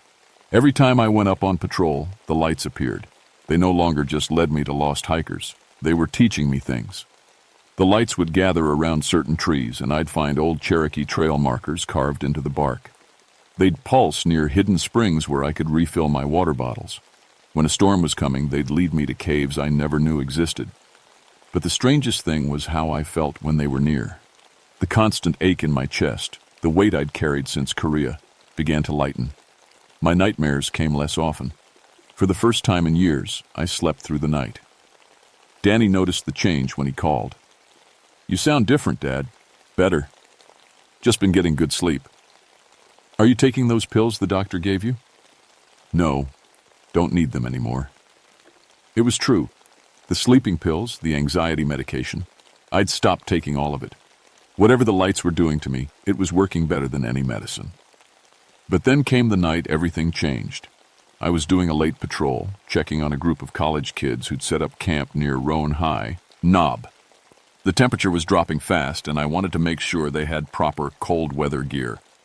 As I hiked up the trail, I saw lights ahead, but not the usual blue orbs. These were orange and flickering. A campfire, but way too big and in the wrong location.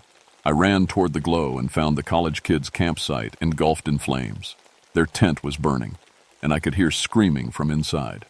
I rushed forward, but the heat drove me back. The flames were too intense, too hot. There was no way to reach them. That's when the blue lights appeared. They came from all directions, dozens of them, surrounding the burning campsite. As they drew closer, the flames began to die down. Not like water was putting them out. They just faded away, as if the lights were absorbing the fire itself. In seconds, the blaze was reduced to smoldering ashes. 3 college kids crawled out of what should have been their death trap, coughing, but alive. Their tent was gone, their gear destroyed, but they didn't have a single burn on them. "How?" one of them gasped. "We were surrounded by fire. We should be dead." I helped them to their feet, my mind racing. What I'd just witnessed was impossible. Lights don't put out fires, but I'd seen it happen with my own eyes. The blue orbs hovered around us for a moment, pulsing gently, then faded into the darkness. "Did you see that?" the girl asked. "Those lights. They saved us." I guided them down to safety, but I couldn't stop thinking about what had happened. The lights weren't just guiding lost people anymore. They were actively protecting them. The next morning, I hiked back to the campsite. In the daylight, I could see the burn pattern clearly. The fire had started from their camp stove, a normal equipment malfunction. But the way it had spread, the intensity of the flames, that wasn't normal at all. I found scorch marks on the trees, in a perfect circle around where their tent had been. Inside the circle, the grass was green and untouched. Outside, everything was charred black. Something had contained that fire, concentrated it, made it burn hotter and faster than any natural blaze. Then the lights had come and snuffed it out like candles. But why had the fire burned so intensely in the first place? That evening, Thomas Walking Stick visited me at the ranger station. He looked troubled. "The spirits are restless," he said. "Something is disturbing the balance on the mountain." "What do you mean?"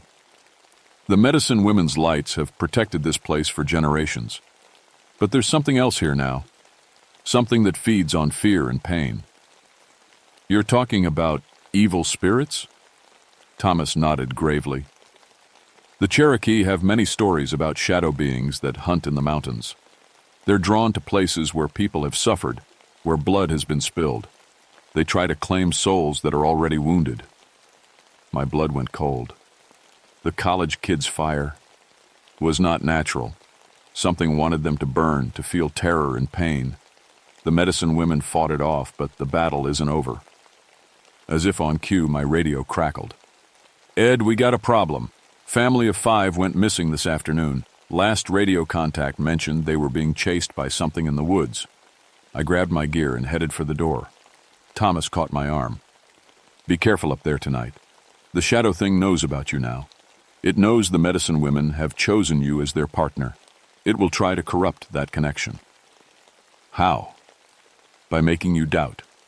By showing you pain you can't heal, people you can't save. It will try to convince you that you're still the same broken soldier who came back from Korea." I pulled free. "I have to go.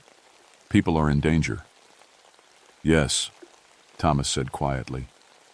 "But remember, the lights chose you because you're a healer, not just a warrior. Trust in that." As I hiked up the mountain, I could feel something watching me from the shadows between the trees.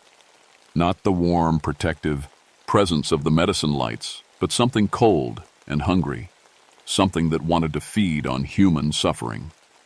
And I was walking right into its trap. The family's trail was easy to follow at first. Broken branches, scattered gear, footprints in the mud. But after half a mile, the signs became strange. The footprints showed they'd been running, but in impossible directions. Some tracks led straight up cliff faces. Others disappeared mid-stride, only to reappear 50 yards away. I found the father first, huddled behind a boulder with his eyes wide with terror. "It's hunting us," he whispered. "Separated us one by one. Took my boy first, then my wife and daughters. I can hear them screaming, but I can't find them." "What's hunting you?" I asked, checking him for injuries. "Shadows, moving shadows with eyes like red coals. They whisper things, terrible things about how we're all going to die up here." I helped him to his feet. Stay close to me. We're going to find your family." But as we moved deeper into the woods, I began to hear it too. Whispers coming from the darkness between the trees. Not words I could understand, but the meaning was clear. You can't save them. You couldn't save your squad in Korea. You couldn't save your wife from cancer.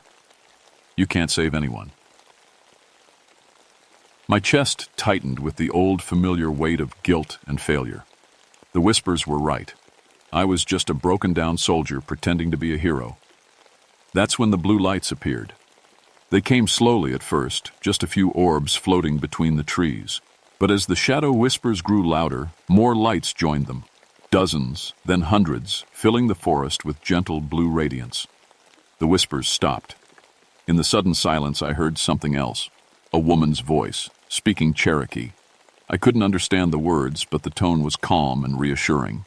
The lights pulsed in rhythm wit, her voice like she was speaking through them. Thomas had told me about this. The medicine women's spirits, still caring for lost souls after all these years. One of the larger lights drifted closer to me. As it approached, I began to see something inside the glow, the faint outline of a woman's face. Her eyes were kind but ancient, full of wisdom and pain. She spoke again, and this time I understood. Not the words, but the meaning flowing directly into my mind. "You are not broken, warrior. You are wounded, but wounds can heal. Let us show you." The light touched my forehead, and suddenly, I was somewhere else. I was back in Korea, but seeing it differently. The firefight where I lost half my squad, I saw how my quick thinking had saved the other half. My wife's long battle with cancer, I saw how my presence had given her strength and comfort in her final days. Danny's struggles as a teenager, I saw how my gradual healing was already helping him find his way. I wasn't a failure. I was a protector who'd been carrying wounds that weren't meant to heal alone. The vision faded, and I was back in the forest. But I felt different, lighter, stronger, more complete than I had in years. "We have work to do," I told the father. "Your family is still out there." The lights spread out through the forest, searching. Within minutes, they'd located the missing family members. The mother and 2 daughters were trapped in a deep ravine, terrorized, but unharmed. The shadow thing had been feeding on their fear, growing stronger. As we rescued them, I began to understand what was really happening. The shadow entity wasn't just some random evil spirit. It was the opposite of the medicine lights, a manifestation of unhealed trauma, of pain that had been allowed to fester and grow toxic. It had been drawn to this mountain by all the suffering that passed through. Lost hikers facing death, injured climbers in pain, broken people like me carrying years of guilt and trauma. The medicine women's spirits had been fighting it for generations, healing what they could, protecting who they could. But they needed a living partner, someone who could work in the physical world while they worked in the spiritual one. They had chosen me. As we gathered the family together, the shadow thing made its final attack. The temperature dropped 20 degrees in seconds. The trees around us began to wither and black, and from the darkness came a roar of pure hatred and hunger. The blue lights formed a protective circle around us, but I could see they were struggling. The shadow thing had grown too strong, fed on too much pain and fear. That's when I understood what I had to do. I stepped outside the circle of lights. "Ed, no!" the father shouted. The shadow thing rushed toward me, a writhing mass of darkness and red eyes. As it approached, it showed me every failure, every loss, every moment of pain from my entire life. It tried to convince me that I was worthless, that everyone I'd tried to help would have been better off without me. But the medicine lights had shown me the truth. Yes, I'd failed sometimes. Yes, I'd been broken by the war. But I'd also saved lives, brought hope to the hopeless, provided strength when others had none. I was wounded, but I was also a healer. I opened my arms and let the shadow thing engulf me. For a moment, its darkness was overwhelming, but then the blue lights rushed forward, surrounding both of us in brilliant radiance. The shadow thing's hatred met the medicine women's compassion, with me as the bridge between them. I felt its pain, Centuries of accumulated suffering, trauma that had never been properly healed. It wasn't evil, just hurt beyond recognition. "I understand," I whispered into the darkness. "I've been there too." The lights grew brighter, warmer. The shadow thing's struggles began to weaken. Slowly, gradually, its darkness began to change. The red eyes faded to blue. The writhing hatred transformed it into gentle movement. It was healing. When the transformation was complete, I found myself surrounded by twice as many lights as before. The shadow thing had become part of the medicine. Circle. Its pain transformed into power for healing others. 6 months later, the missing hiker reports from Rowan Mountain dropped to almost zero. Word spread among the hiking community about the Cherokee National Forest's miraculous safety record. They called it the Brightwater Effect, named after the ranger who seemed to have an uncanny ability to find lost people before they got into real trouble. I never told them about my partners. The lights still appeared during my patrols, but now our relationship was different. More like a team than a mystery I was trying to solve.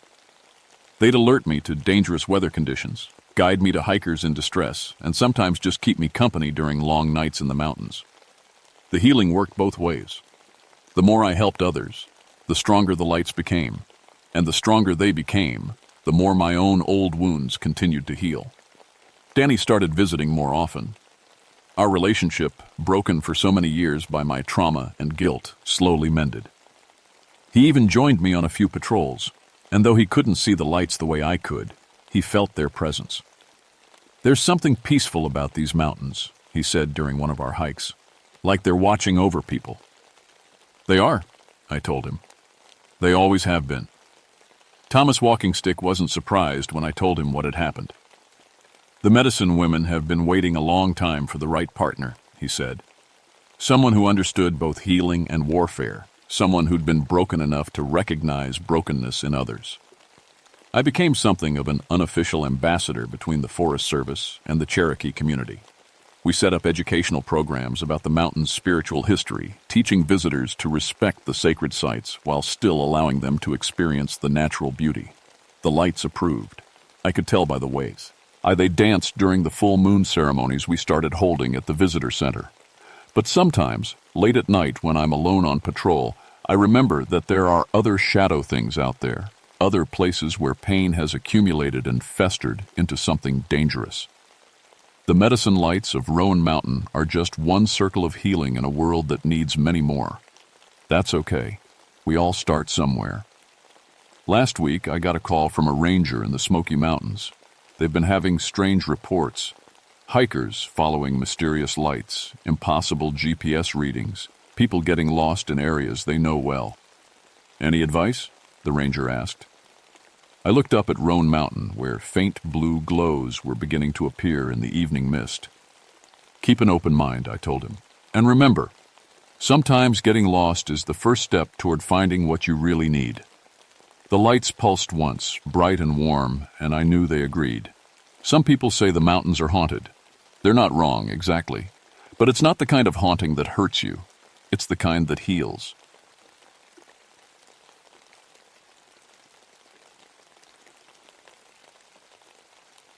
My name is Lucas Ironheart, but everyone calls me Luke. I've been a ranger at Jefferson National Forest for 11 years now, and I thought I'd seen everything these mountains could throw at me. I was wrong. It was February 1976, and Kentucky was getting hit with the worst winter storm in decades. Snow piled up higher than my truck windows, and the wind howled like something alive and angry. Black Mountain, our highest peak at over 4,000 feet, was completely cut off from the world. I used to be a Green Beret in Vietnam, spent 12 days in that jungle with nothing but rainwater and whatever bugs I could catch. When you've been that hungry, you learn things about yourself. You learn that people will do anything to survive, and most of the time, it's got nothing to do with spirits or monsters. It's just human nature when pushed too far. That's why I didn't believe the old Cherokee stories my wife Sarah's grandfather used to tell. Stories about something that walks these mountains when winter gets bad enough. Something that makes people hungry for things they shouldn't want to eat. "It's just fear talking," I'd tell him. "People get scared when they're trapped and hungry, Their minds play tricks on them. The old man would shake his head and say, "Some hungers ain't natural, Luke. Some hungers come from outside." I thought he was just trying to scare me with old legends. The call came in on a Tuesday morning. A family of 6 had gone hiking on Black Mountain 3 weeks ago. The Morrisons, parents, 2 teenagers, and the grandparents. They were supposed to come back the same day, but the storm hit and nobody had heard from them since. The weather was too bad for helicopters, and the roads were blocked with snow. I was the only one who could get up there on snowshoes, and even then, it would take me 2 days of hard hiking. Sarah packed my gear while I got ready. She kissed, said me goodbye at the door, her face tight with worry. "You be careful up there," she said.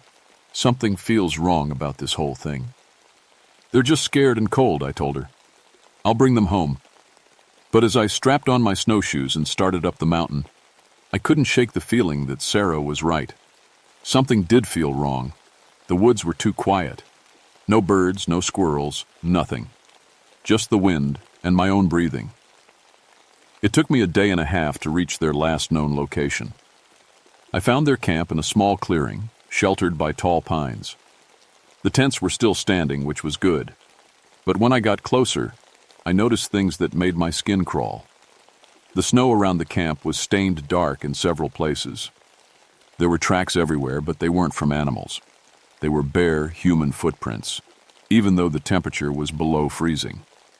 "Hello?" I called out. "This is Ranger Ironheart. Is anyone here?" A tent flap moved, and a woman crawled out. She was thin, way too thin for someone who'd only been missing 3 weeks. Her eyes were huge in her skull-like face, and when she saw me, she started crying. "Thank God," she whispered. I thought you were one of them coming back." Her name was Janet Morrison. She was the mother of the family, and as far as I could tell, she was the only one left alive. "Where are the others?" I asked, though part of me already knew I didn't want to hear the answer. Janet pointed toward the tree line with a shaking hand. They're over there, under the snow." I followed her gaze and saw small mounds scattered around the clearing, too small to be whole bodies. "Janet," I said gently, "what happened here?" She looked at me with those huge, haunted eyes. "We got so hungry," she said. But it wasn't normal hungry. It was like something inside us, clawing and gnawing. We had food, plenty of food, but it didn't help. Nothing helped except... She didn't finish, but she didn't need to. I set up my radio equipment while Janet sat by the fire, staring into the flames.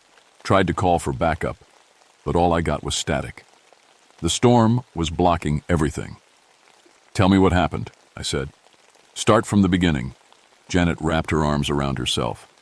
"The first few days were fine. We had enough food for a week, and we figured the storm would pass, but then..." She paused, her eyes going distant. "We started getting hungry.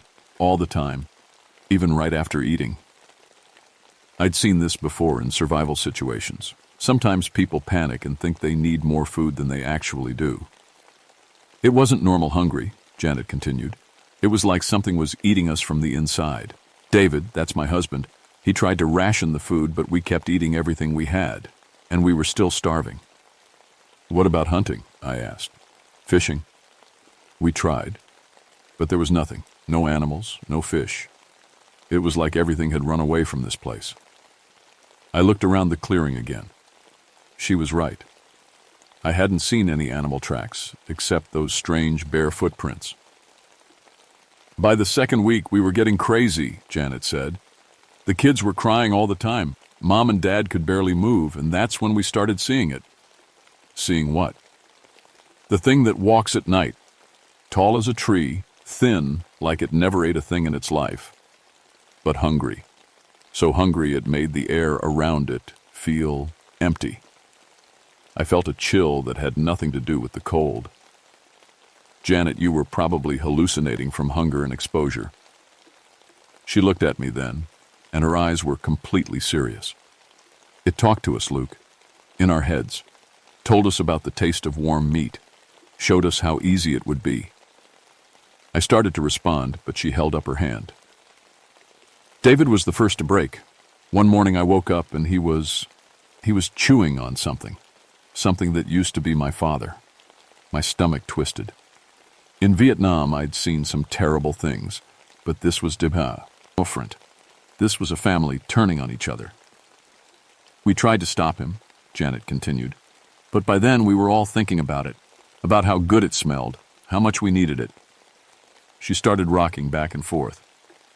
One by one, we all broke, except me. I held out until yesterday, when I ate my own daughter. I stood up quickly, my hand moving instinctively to my sidearm. But Janet just looked at me with those empty eyes. "I can still taste her," she said. "And you know what the worst part is?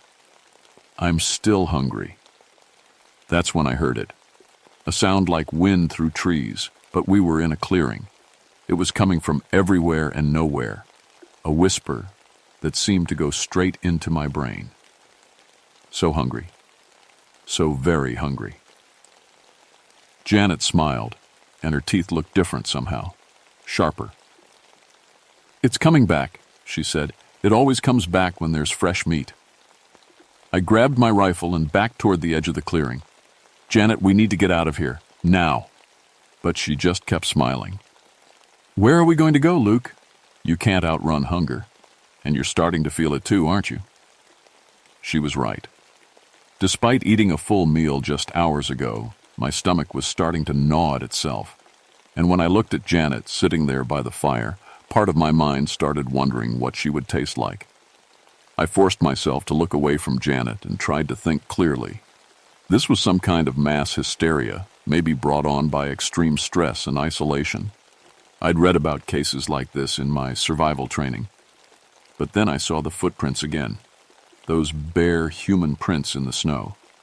They were everywhere now, circling our camp, and they were huge, like they came from someone 8 feet tall. "We need to leave," I said. "Right now." Janet laughed, but it didn't sound like her anymore. "Leave and go where? It's everywhere, Luke. In the trees, in the snow, in the air we breathe. You can't escape something that lives inside hunger itself." I shouldered my pack and started breaking camp.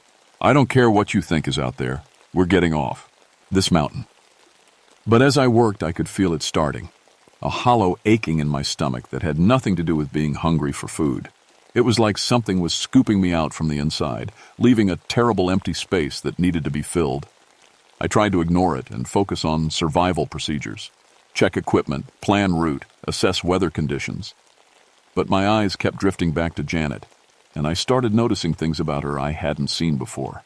The way her neck curved, how soft the skin looked on her arms, how there was meat under that skin, warm and red, and I shook my head hard. This was exactly what Janet had described, thoughts that weren't my own, pushing into my mind like parasites. "Fighting it just makes it worse," Janet said. She was watching me with those sharp-toothed smile. "The hunger grows stronger when you resist." I managed to get my pack together and started moving toward the trail.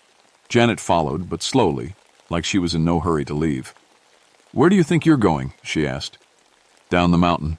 There's a ranger station about 10 miles south." 10 miles through snow deeper than your waist, in a blizzard with something hunting us? Janet shook her head. "You really think we're going to make it?" I didn't answer, but privately I was starting to wonder the same thing. The hunger was getting worse with every step. It felt like my stomach was eating itself, and normal food wasn't going to fix it. We'd been walking for about an hour when I saw the first real sign that something was wrong with this place. There was a deer carcass in the snow, but it had been torn apart and scattered like something had exploded it from the inside. The pieces were arranged in a circle, almost like an offering. "It leaves presents," Janet said cheerfully. "Little reminders of what we could have if we just stopped fighting." I knelt down to examine the remains. The deer had been ripped apart by something with incredible strength, but there were also cut marks that looked like they came from human teeth. That's when I heard it again. That whisper that seemed to come from inside my own head. "Why do you struggle? You know what you need. You know what will make the pain stop." I looked up at Janet. and for a moment she didn't look human anymore. She looked like meat walking around in a human shape, and the smell of her was making my mouth water. I stumbled backward and nearly fell into the snow. "There we go," Janet said. "You're starting to understand." "No," I said through gritted teeth. "This isn't real. It's hypothermia, or altitude sickness, or—" Janet tilted her head. "Then why are you drooling, Luke?" I wiped my mouth with the back of my hand. It came away wet. "The thing about the hunger," Janet said, stepping closer, "is that it shows you the truth. All those years you spent learning to survive, learning to do whatever it takes to live another day. This is just the next step." The whisper came again, stronger now. "She is weak. She is alone. She would feed you for days." "Get away from me," I said, raising my rifle. Janet laughed. "You're not going to shoot me, Luke. You need me fresh." I backed away from her, fighting the urge to look at her like she was dinner, but the hunger was growing stronger, and I could feel my willpower starting to crack. That's when I saw it. Something moved between the trees, a shadow that was too tall and too thin to be human. It flowed rather than walked, and where it passed, the snow seemed to wither and turn black. Janet clapped her hands together like a child seeing a birthday present. "There it is," she said. "Our provider, our teacher, our God." The thing stepped into the clearing, and I got my first clear look at what had been hunting this mountain. It was shaped like a person, but stretched and twisted until it was nearly 9 feet tall.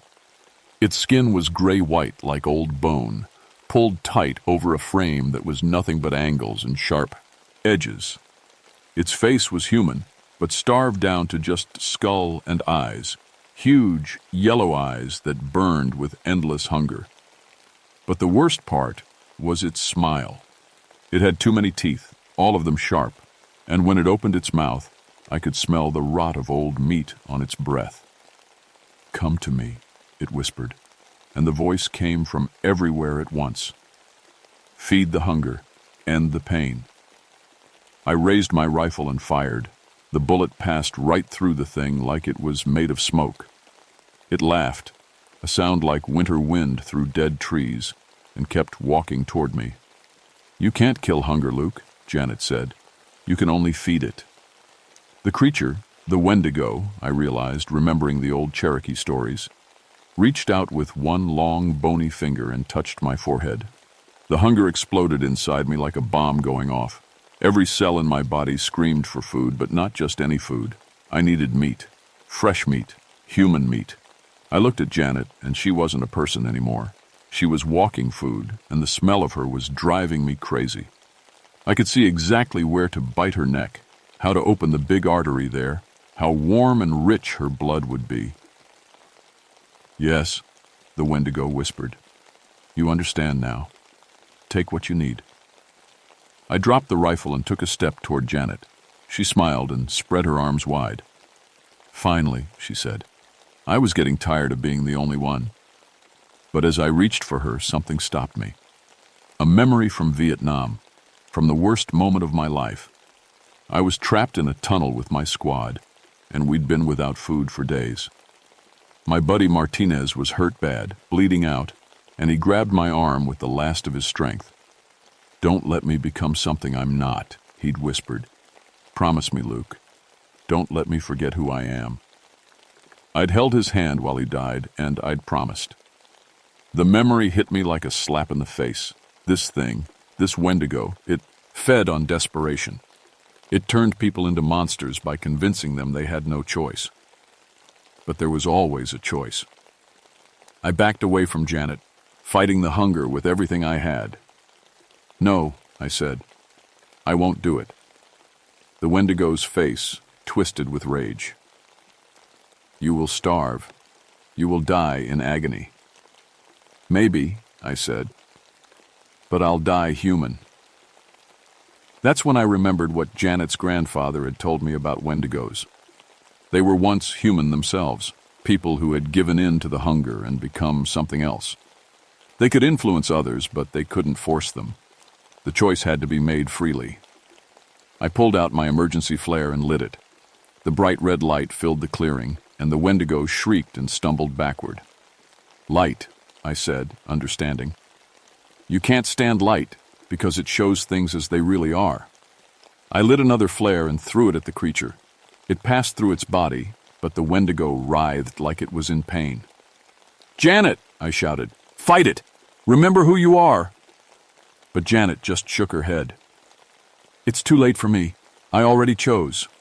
She lunged at me, her fingernails grown long and sharp.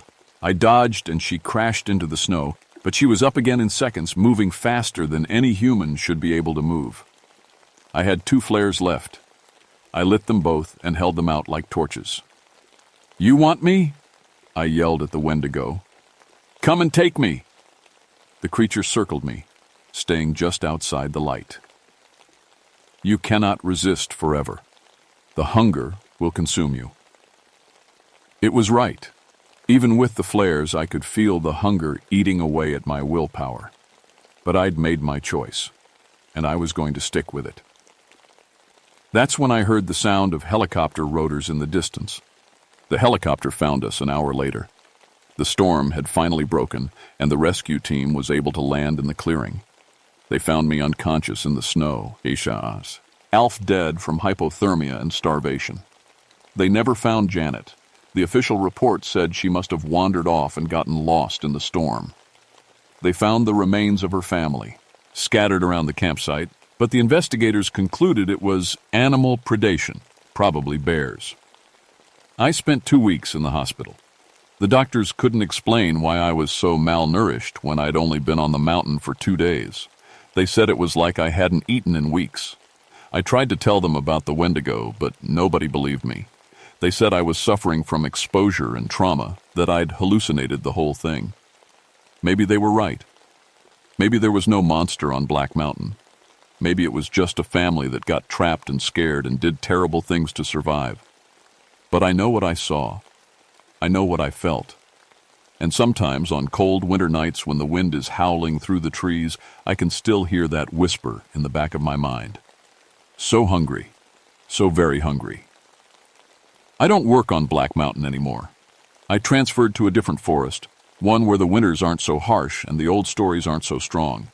Sarah and the kids think I'm just being careful, and I let them believe that.